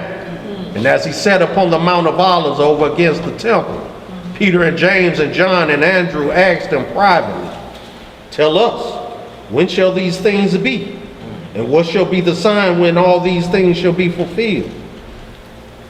And Yahushua answering them began to say, Take heed lest any man deceive you. First and foremost. Study to show thyself approved. That's right. 6. For many shall come in my name, saying, I am Christ, and shall deceive many. And when ye shall hear of wars and rumors of wars, be ye not troubled, for such things must needs be, but the end shall not be yet. For nation shall rise against nation, and kingdom against kingdom, and there shall be earthquakes in diverse places, and there shall be famines and troubles. These are the beginnings of sorrows. But take heed to yourselves, for they shall deliver you up to councils, and in the synagogues ye shall be beaten, and ye shall be brought before rulers and kings for my sake, for a testimony against them. And the gospel must first be published among all nations. But when they shall lead you and deliver you up, take no thought beforehand what ye shall speak, neither do ye premeditate. But whatsoever shall be given you in that hour, that speak ye. For it is not ye that speak, but the Holy Ghost. So you ain't doing nothing of yourself. Right. Huh? Come on. That's if you're a believer, an obeyer of the truth. Verse 12. Now the brother shall betray the brother to death. Cain and Abel. Familiar, don't it? Cain and Abel all over again. And the father and the son. And children shall rise up against their parents, and shall cause them to be put to death. And ye shall be hated of all men for my name's sake. But he that shall endure unto the end, the same shall be saved. But when ye shall see the abomination of desolation, spoken of by Daniel the prophet, standing where it ought not, let him that readeth understand it. Study to show thyself approved. Then let them that be in Judea flee to the mountains, and let him that is on the housetop not go down into the house, neither enter therein, to take anything out of his house. Remember when Christ was gathering the apostles, and one was like, let me go back and bury my dead and everything. He said, let the dead bury the dead. Just come on with me. Don't worry about that. All that'll be handled. But seek salvation while you can, while it's here with you. Let all those other matters go. They'll be dealt with, they'll be handled. But the King of resurrection and salvation is here with you now. Don't trip off of that.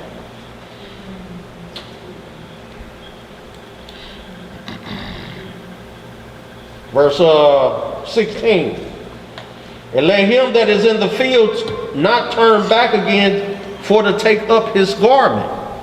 But woe to them that are with child, and to them that give suck in those days. Now you got Israelites that want multiple wives and a gang of children, a gaggle of them. What you gonna do if this happens during that time?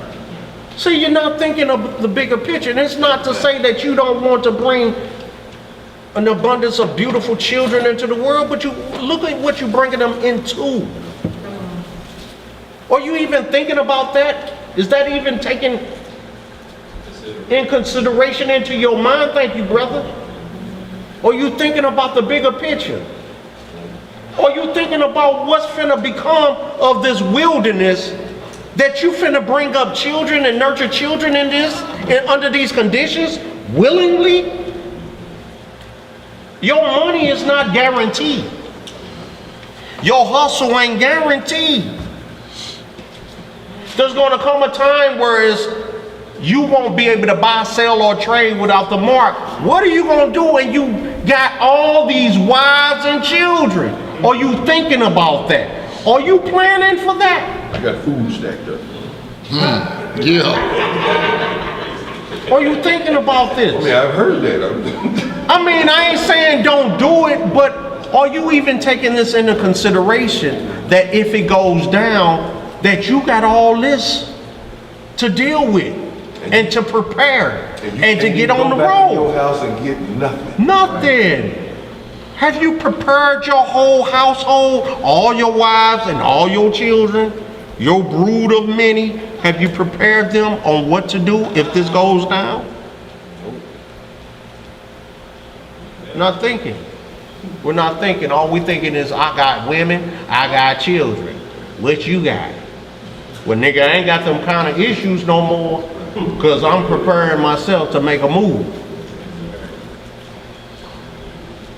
And you're counting on something, you're relying upon something that ain't here to last.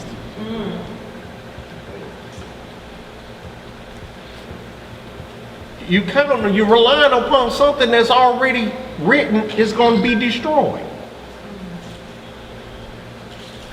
But yeah, we're talking about when the last days is coming soon. Our time is short, I'm tired and short, but I'm going out to get multiple wives and create more children in this earth under these conditions. Trying to build an army. Build an army to do what? That's what I'm saying. The Most High don't need you, nigga. We don't need army you. Of babies? Army of babies that can't hold up their diapers. Can't hold their head up. Waterhead. Not only that, the more children you got, the more ammunition they got to hold against you. Yes. Nothing. How many times you gonna see one of your kids killed right in front of you? You got 30 children. Can you stand to see every last one of them die? Bit by bit. Well, them last two, I don't know about. Like the book of Maccabees. Got the patience of the sister in the book of Maccabees. That watched all her children peeled. Do you like have labels that on same the faith? Is your faith that strong? As far as your faith strong as Abraham. You do the most high when he gave his son back. Yeah. Yeah. No. Exactly. Better get it real. Better get real. Israel. You trying to run, so you can't have faith. Right. Where am I at, bro? 18. 18. And pray ye that your flight be not in the winter. It gets real cold in Jerusalem. If you don't know, look it up. There's frost. It snows in Jerusalem. This ain't tropical. It says, what'd you say, sister? I said, we was stressing out there in the woods that one night. Right. One night it got 30 degrees. Yeah, it dropped. It got to 34. And frost was on the ground. Everybody got him talking about my heater was tripping. Your heater wasn't tripping, it was cold. Hey, no, we got brethren that know from experience.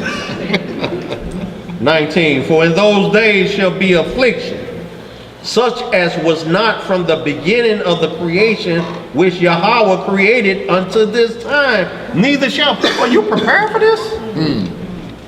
Are we prepared for this? See, we can talk a good game in peacetime. We can talk a good game and it ain't upon us. Oh, it's real easy to say, yeah, nigga, I'm ready. Tell me, what is the procedure when you have a gun to your head?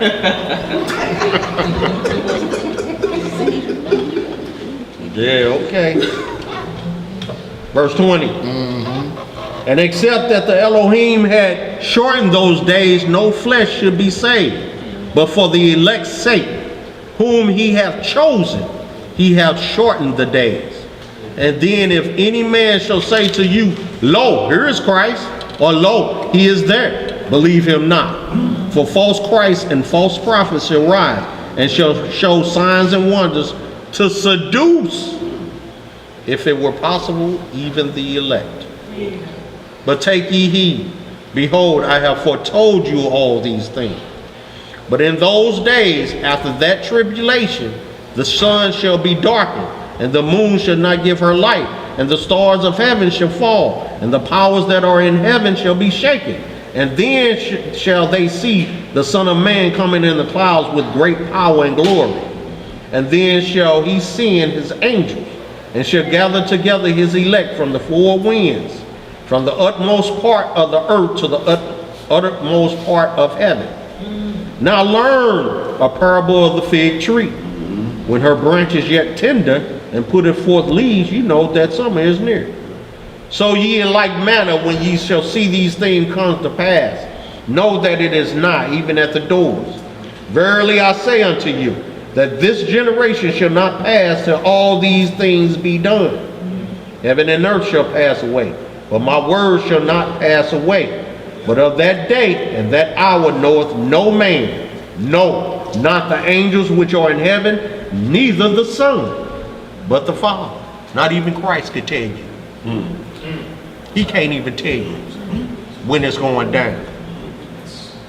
He just do as he's commanded. He's an obedient son. That's right. 33. Take ye heed, watch and pray, for you know not when the time is. For the Son of Man is as a man taking a far journey, who left his house and gave authority to his servants, and to every man his work, and commanded the porter to watch. Like all of us are given a duty. Be ye therefore watchmen. Proclaim to Israel. Warn Israel. Warn your brethren. Look after the well-being of your brethren. Love each other. Comfort each other till he gets back. We have a job to do. Watch ye therefore, for you know not when the master of the house cometh, at even or at midnight, or at the cockcrowing, or in the morning, lest coming suddenly he find you sleeping, like he did the disciples in the Garden of Gethsemane.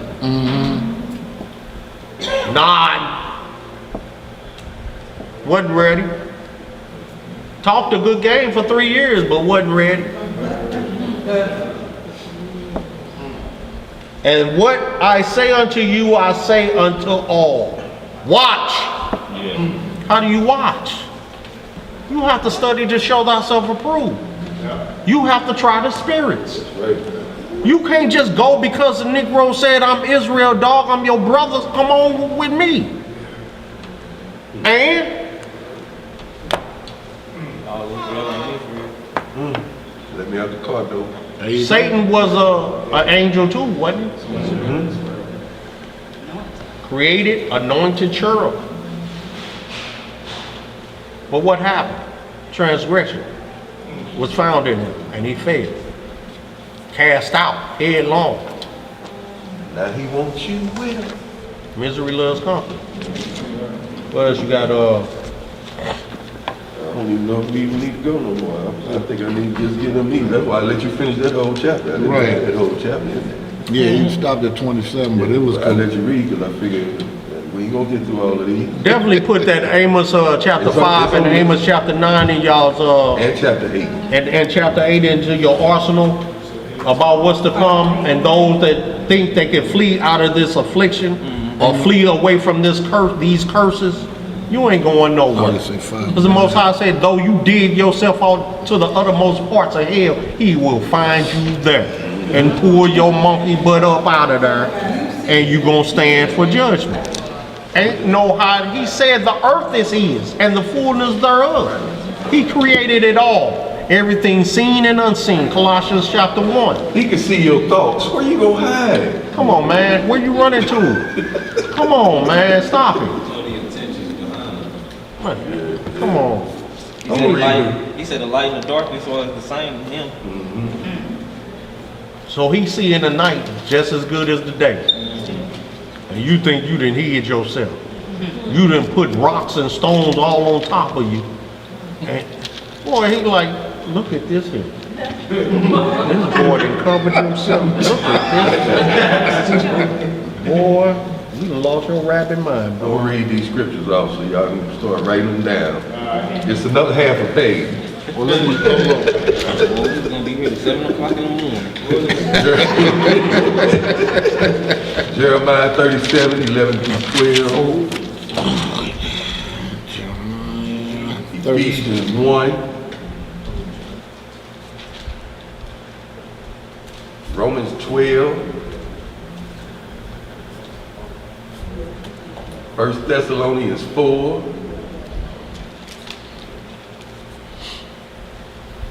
Hebrews 13, 1 through 3.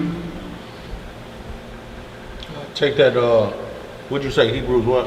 13, 1 through 3. Go through 5. Yeah, Go to go to 5. 5, yeah. Zephaniah 2, 1 through 3. 2, 1 through 3. John 11, 45 through 57.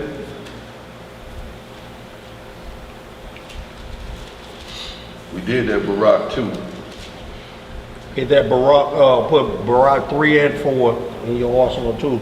The whole chapters. Jeremiah 3, 14 through 18. Jeremiah 3, 14 through 18. 1 Corinthians 11, 17 through 34. Boy, he got it. Talk about me. 1 Corinthians 14. He ain't even got halfway. I'm more than halfway now. 14 what? 14, 20 through 33. And you said we was gonna get through most of them? Yeah. Well, you see, I wasn't doing all the talking. Because I was trying to get through them. My intention was to get through them. It's the spirit of Daniel resting in his seat. Not a man that even got something to do with it. And you just text me and said it don't be his fault, it be your fault.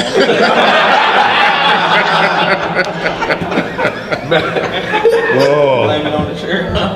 Blame it on the chair. I'm gonna get out this chair. I'm gonna sit over there. We're gonna start leaving that chair vacant. Deuteronomy 29, 9 through 22.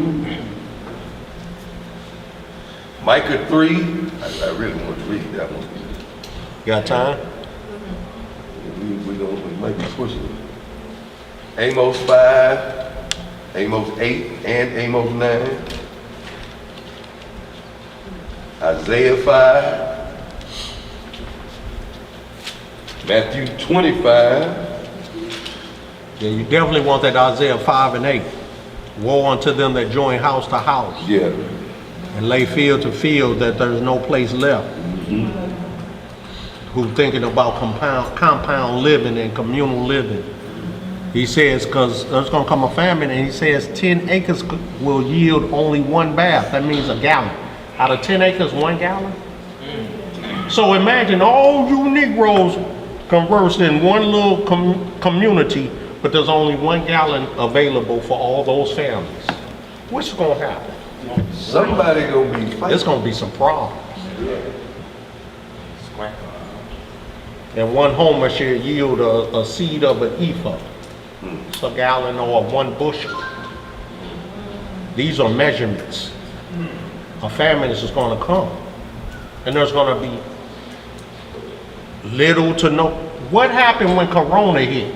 Couldn't nobody find toilet paper.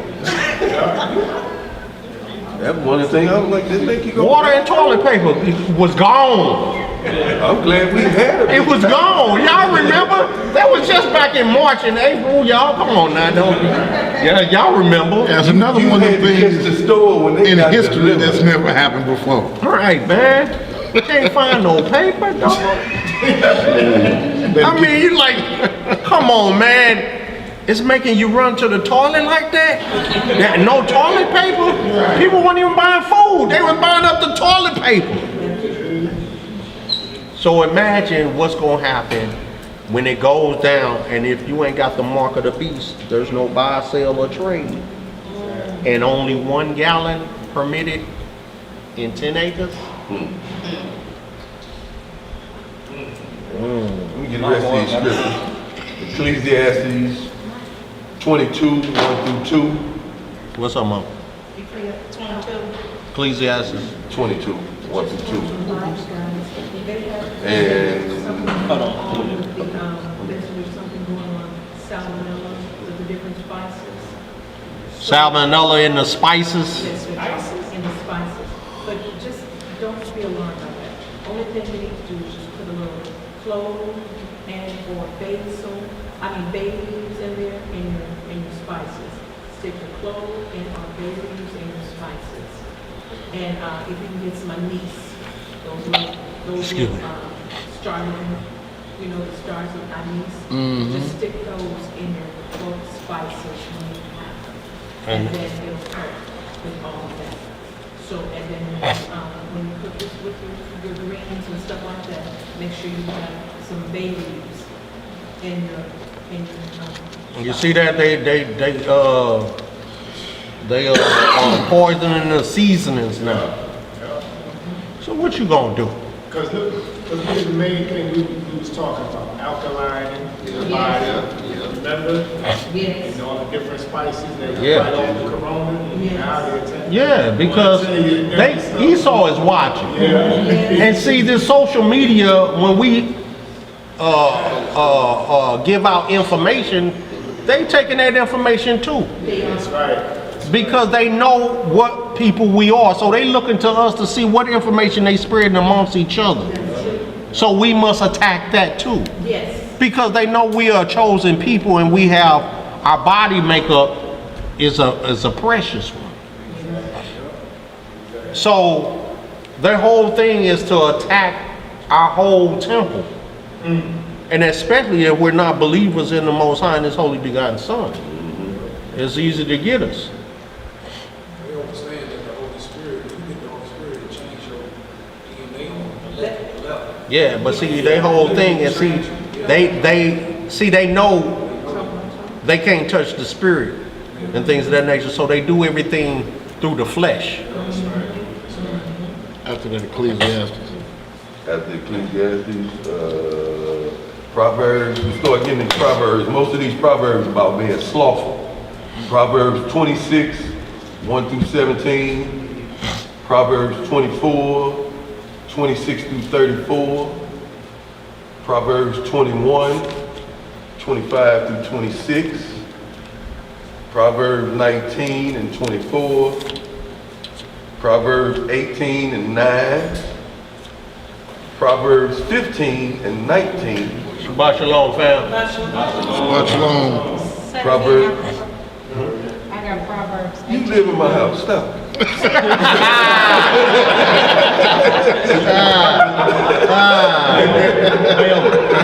He's like, stop it, you can get these notes anytime. My bad, it's for the child. Which one was you missing? Gotta do it for the children. Proverbs 15 and 19. Proverbs Like you halfway through this list. 12 and 24. Still, David, Hebrews 6, 9 through 20. If somebody would have been talking, I think we could have pulled it out. Man, Ariel, boy. Yeah, I know, man. Forgive me. Hey, you gotta be prepared though, you know what I'm saying? Gotta be prepared. That's where the Spirit left me, is to all it is. All praises, though. Somebody in the chat said, dang, said we gotta read the whole Bible. That's what You said that? They said that before we started going. Ariel had already said that. You want us to read the whole script, bro? Hey, well, it was good that I'm encouraging you. He's gonna tell his wife, oh, Zeb teaching, we doing whole chapter. Yes, we are. Yeah. You ain't gonna say Zeb said nothing. Take it up for your most high. Is there any questions, Tuba or anything, man? No, sir. No, good. All praise the Most High.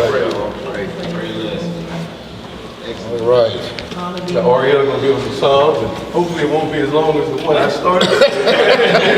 Hey, but actually, that song was very fitting for the class. I mean, throughout these scriptures, I went to their Psalms like 4 times as a second witness. So why couldn't it be the Psalm? Yeah. Well, all right, family, we're going to get this closed in prayer with the Most High's permission. In the name of his only begotten Son, our uncrowned King, our Lord and Savior, our Messiah, Yahushua HaMashiach. And we know him as Jesus the Christ, y'all. Long live the King. Long live the King. We're going to be reading in the book of Psalms, in the 42nd chapter. It reads, as the hart panteth after the water brooks, so panteth my soul after thee, O Yah. My soul thirsteth for Yah, for the living Elohim. When shall I come and appear before Yah? My tears have been my meat day and night, while they continually say unto me, where is thy God? When I remember these things, I pour out my soul in me. For I had gone with the multitude. I went with them to the house of Yah, with the voice of joy and praise, with a multitude that kept holy day. Why art thou cast down, O my soul? And why art thou disquieted in me? Hope thou in Yah, for I shall yet praise him for the help of his countenance. O my Elohim, my soul is cast down within me. Therefore will I remember thee from the land of Jordan, and of the Hermonites from the hill Mizar. Deep calleth unto deep at the noise of thy waterspouts. All thy waves and thy billows are gone over me. Yet the Most High will command his loving kindness in the daytime, and in the night his song shall be with me, and my prayer unto the Most High of my life. I will say unto Yah, my rock, why hast thou forgotten me? Why go I mourning because of the oppression of the enemy? As with a sword in my bones, my enemies reproach me, while they say daily unto me, where is thy God? Why art thou cast down, O my soul? And why art thou disquieted within me?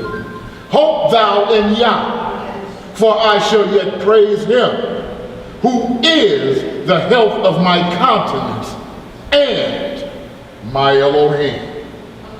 Hallelujah! Say that! Got a check or two? We appreciate it.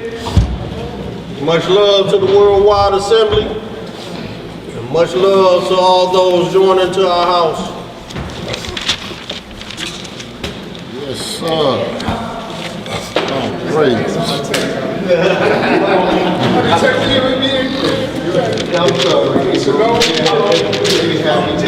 Shalometh, shalometh,